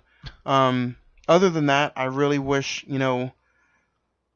other than that, they would have saved her for Justice League, because I think it would have been a really badass movie, because I think, I think she would have been a better villain than Steppenwolf. But Steppenwolf that's another thing. They were setting up Darkseid. And Deathstroke. That's never going to happen. Yeah. So. And Deathstroke at the end of, was it? Justice League. Justice League, yeah. Yeah. So I think we're going to go ahead and talk some favorite scenes right quick. We'll rapid fire through scenes, and then we'll get to emails. Ed, if you had to pick a favorite scene for Suicide Squad, what would it be? Honestly, I'd say when Diablo gone, and I know this is going to be a little weird, but when Diablo gone, like... Mortal Kombat. Yeah, and I don't know if it was Aztec or Mayan or like whatever happened. Beginner's Aztec or something. Oh, yeah. But that one, I mean, don't get me wrong, that was kind of an unexpected, like, badass moment. Because you knew he would have to display powers at some point, but I didn't know it was going to be like that. And that was really cool to see. So, I mean, I've got to say that was probably my favorite right there. Zach? Well, that and then the Will Smith gun scene, because laying out on that table was like a candy trove. Oh yeah. When he was like, "You guys just give me blanks. That's all you're doing." Yeah, and then he walks up to all those weapons and he's like, "Okay, y'all bullshit," and you file back the pin and da da da da da. So he aims it and fucks around for a minute and then he booms in the air. Zach, what about you? He's like, "Oh shit." If I had any favorite scene from this film, it would probably be the Batman stuff of him kind of rounding up Deadshot and Harley Quinn. I think that I really wasn't expecting that. When I first saw it, I was like, okay, that was kind of a cool. We know for a fact that that's Ben Affleck's Batman in this world. So. I'd feel the same. Like, what did you guys think? And you guys can both touch on it. Like, again, Zach? It sounds like you really enjoyed Ben Affleck. Yeah. Say what you will about the man. I mean, I think he is a very good actor, and I really liked him as Batman. It's kind of shitty that we got a good film. I think he kind of sleepwalks through the role in Justice League. I don't think he's kind of on autopilot a little bit. I'm gonna rewatch that this week. I'm kind of interested. He's not as good as he is in Batman vs Superman. I also don't think he got enough time as he did in the other two films. Right, and I think all of us can agree that I think we would have loved to seen what his Batman was going to be. He was going to write it, direct it, and star in it. But now that's never going to happen. It's a shame. My favorite scene would probably be not only the Batman ones, because I don't want to just say the exact same thing you did, but I enjoy the Deadshot scene where Harley Quinn is trying to escape and Rick Flag can't blow her head off.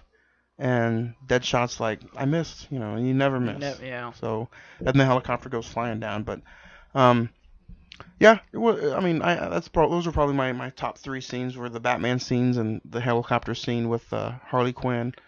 You want to grade it out? Yeah, let's go ahead and give a star rating before we check some of the emails. Ed, what would you give it? I'm going to go ahead and say 8. 8 Okay. out of 10.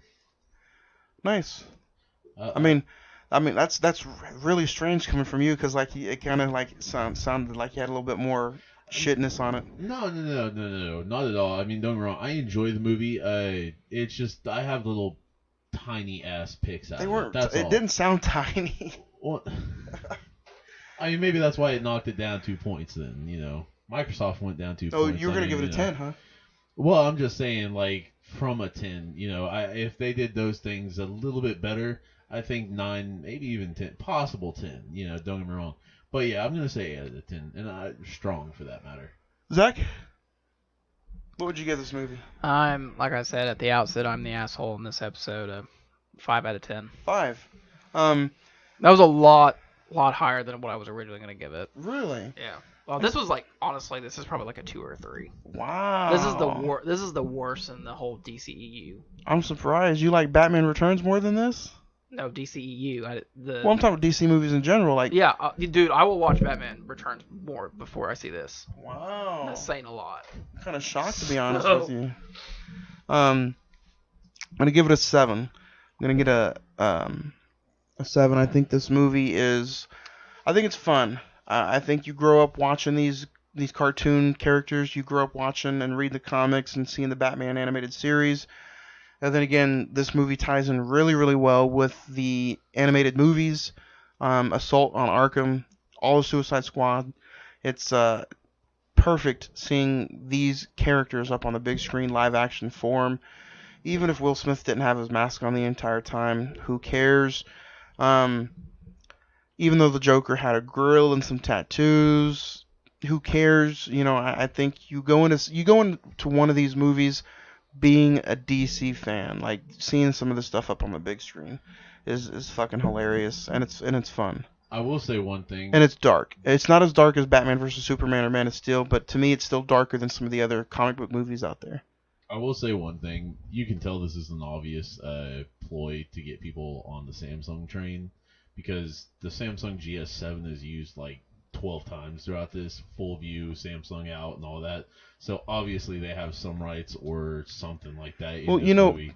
Every time a movie comes out and I don't know if you know this, but every time a movie comes out and they have electronics in the movie, the companies have to pay. The companies pay to get their product into the movie. Right. Product so placement, if you see like, Disney always has Apple stuff because Apple pays the bigger bucks. Yeah. So whichever company wants to pay the bigger bucks, guess what? Your product is in the movie. Sony movies don't use any other product than Sony. Right. So easy. So I guess you could say the Android market is for DC and the Apple is for Marvel. Yeah. There you go. CGI versus practical. Yeah. The common folk versus the asshole. Hey, I said, oh, I'm sorry. Did I struck a nerve there or something? We'll get into some of the. Well, you watch. I have like 15 hate emails next week. No, honestly, I checked some of the emails and. Oh shit! Got hate emails this week. You're in some of the love. Yeah, a lot of people shit on this movie, Zach. You watch like, oh Zach, you're so cool. Fuck you. Next week. Aren't you the one who didn't like Die Hard? Go jump off a bridge. You didn't like Harley Quinn. I'm gonna kick your ass. Like, whoa. Hey, you watch when we do Birds of Prey next week. That I'll give. If I give it a good grade, then obviously they corrected something. Oh, this is funny. Coco Crisp says, Batfleck bomb ass Batman, yo. All seriousness, have you guys seen the Terminator? What do you think? The original Terminator? Dark Fate. Oh, Dark Fate. We liked it. I haven't rewatched it yet. I got it sitting somewhere over there. I want to rewatch it again. After the first view though, I remember it. It might have been because I worked the night before. I remember it being a little too long. What about you, Zach? It was just that theater that we were in was just so freaking hot. That's true too. So, yeah. Like I really couldn't enjoy it, but like I remember, I think it's better than Rise of the Machines. And I think it's better than Salvation. I want to rewatch Rise of the Machines. I know for sure it's better than Genesis, but I got to rewatch Rise of the Machines. Very long time listener, love the show. Have you guys ever thought of reviewing a TV episode or show? If so, how would you go about doing it? I think that's something interesting, especially you two being big TV watchers. Like, if we reviewed a TV show, what would it be? You know what I mean? Like, we all are maybe on the Stranger Things episode, maybe an episode of Stranger Things. No. Or or maybe something like a classic, like an original classic Seinfeld episode. Yeah. Or something like that. You know, how would you guys go about reviewing just a TV show? I mean, because it's kind of hard to do a TV show, or maybe we could even pick a something like a small miniseries, like Twilight Zone. I mean, even Dracula, that's an hour and a half, hour and 20 each. Or Chernobyl or something like that. Yeah. Chernobyl would be good. I've heard really good things about that. So far, it was really, really good. I did not finish the all 5 episodes. I got 4 down, but not 5. So yeah, really good though. James99 says, glad Suicide Squad won the poll. Big fan of Will Smith, so win-win for me. Who's your favorite character in the Suicide Squad? Harley Quinn. Rick Flag as well, though. I've got to say, I like Rick Flag. You don't like Deadshot? You're a Will Smith guy? No, I like Deadshot, but I'm saying if you're saying favorite, I'm saying either Harley Quinn, because Margot Robbie now I can't. I mean, honestly, I could see almost anybody as Deadshot for that matter. But I mean, as far as like Harley Quinn is almost gonna be untouchable right now. What about you, Zach? You know? I'd probably say Deadshot or Rick Flag. I enjoyed Joel Kinnaman in that role. I like the updated version of the Joker. I think he's okay. But I would have to agree with Margot Robbie as Harley Quinn. It was awesome seeing her finally on the big screen as a live action character. What'd you guys think of the ending right quick before we continue on to some of the emails? You know, they kind of, obviously you're not going to get it, but they left it open for which I think Birds of Prey was supposed to be the Harley Quinn Joker movie, but now you're obviously not getting that because, at least from what I've seen, that the Joker's not in this movie at all. Well, basically what they did with the ending is set it up for a Harley Quinn breakout. So I mean, no wrong. Harley Quinn Joker movie, yeah. Well, I'm not even saying that, but because Jared Leto was signed up for 3 movies. Right. But what I'm saying is Harley Quinn's being broken out. Right. That's the one for sure. We don't know if it's Joker. I mean, we can assume it's Joker all day, but let's get, whatever. He was in the movie. He was in the ending scene with her. Well, no, I'm saying that literally, like, that's what's happening. So, I mean, simple as that. But they're going on to Birds of Prey, so that's obviously you're not going to put Killer Croc in the next big movie because nothing fucking happened with him. Deadshot, same thing. Because I know for the longest time on IMDb, Birds of Prey was titled pre-production Joker Harley Quinn movie. It's going to be interesting to see how Birds of Prey opens up, though. Like, are they going to mention this movie at all? Are they going to... What do you guys think? Do you think they'll mention this movie at all, or do you think they'll just look at it as like the redheaded stepchild and they won't say a damn thing about this movie? I hope they mention it, or even... I think they have to mention it. I think they have to mention it in that this is the only thing we have connected to Harley Quinn and from Harley Quinn to this film. You think they'll say anything? Well, obviously there's that opening... I don't know if it's an opening scene, but you see her driving... Is it the purple Lamborghini into Ace Chemicals? And it explodes, and she says, "Mr. J's no longer with me." I think so. Yeah. I'm on my own, or me and Jay broke up. Yeah. I'm on my own, or something like that. Yeah. Well, so, and then the mid-credit scene of Bruce Wayne and Viola Davis is basically like, oh, that is like full-on Justice League. Oh, Viola Davis. No, she's the post-credit scene in Birds of Prey. No. This one on.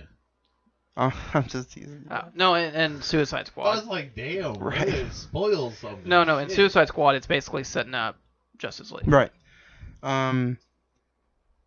Barry says, long-time listener, first-time emailer, love the first 30 minutes of last week's episode. I really enjoyed the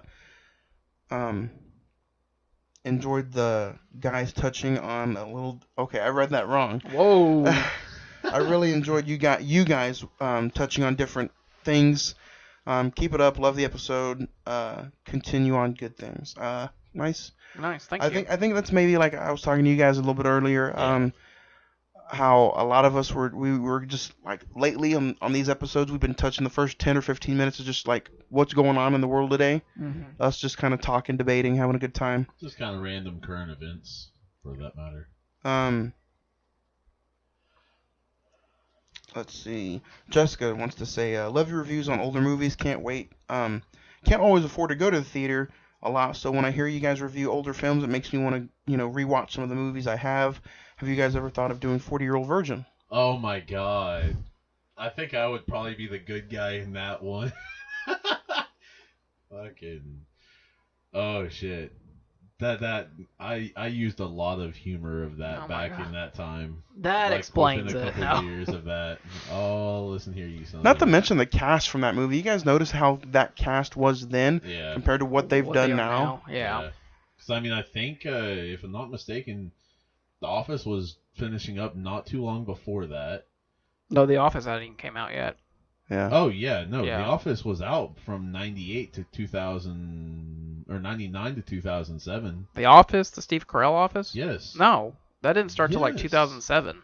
That was after 40-year-old virgin. I'm pretty sure it was. We'll have to check it out.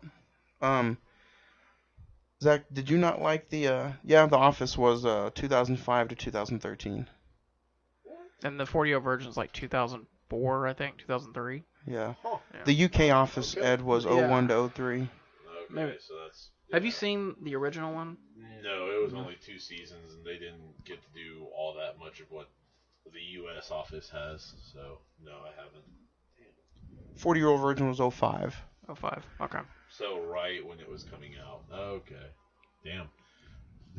That's a random yeah. Well, we're getting ready to run out of time, guys. Before let's go ahead and let everybody know what's coming up next. Next week, February the 3rd, is Suicide Squad. We just did Suicide. Today is Okay, so please send an ambulance to Johnny's house. He's about to have.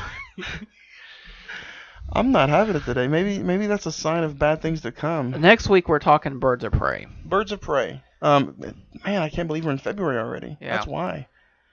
And believe it or not, my birthday is actually on Friday. Your Friday. You're gonna go. Yeah. Are you gonna go see Birds of Prey Friday? When are you gonna go see it? I'm actually off on Monday, so we all three might go see it On the 16th.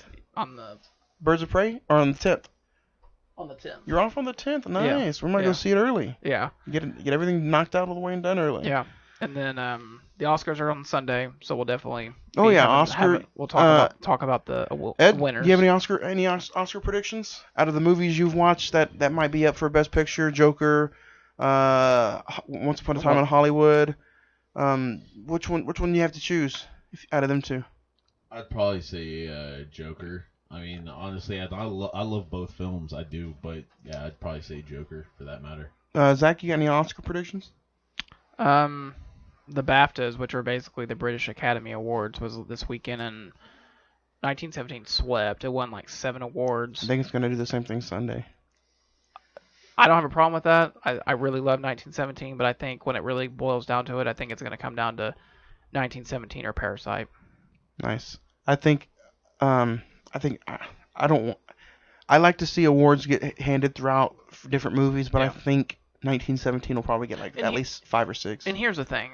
I've seen all of the nominated films, and this is this is a year that, while I don't think Ford versus Ferrari, Little Women, and Jojo Rabbit are going to win, I really don't have a problem with whatever wins. You know, most times we can. There's a year where there's a clear winner and something else wins. Yeah. You know, so if Parasite, Once Upon a Time, or 1917 wins, I don't have a problem with that. Or is it like last year, what movie won almost every award, and then the Green Book came out and won Best Picture? Yeah.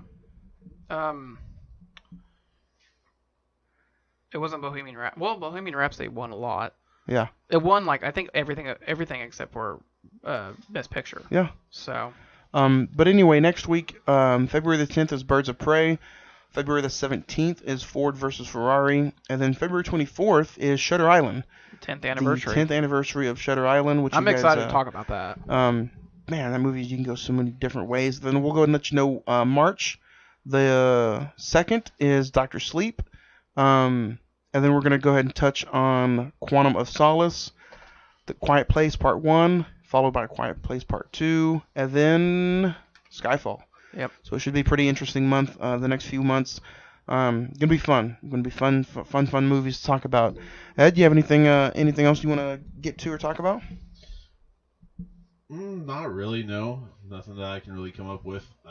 So this is going to be Edward saying, I'll see you on the silver screen. Which just shows you guys that Ed, or not Ed, but Zach, which you did a good thing. You went into Suicide Squad the very first time you've seen it with an open mind, and you liked it. Some things just don't grow on you after this, which is what we always talk about on this podcast. Right. If you go into it with an open mind, you might like it. Yeah. You know and what I mean? did. It just didn't age very well No, with you. it Which didn't. it's crazy to think that this movie's 4 years old this year already. It's Yeah. crazy. Zach, do you have anything else for us? No. I'm excited to talk Oscar outcome and Birds of Prey next week. So this is Zach signing out. Birds of Prey next week. I can't wait. Should be fun. Thanks for tuning in, guys, and we will talk to you next week. Oscar outcome. Zach's thoughts on Birds of Prey, Ed's thoughts on Birds of Prey, and we will have another interesting top 5 for you right here next week on the Cine-Men Movie Podcast.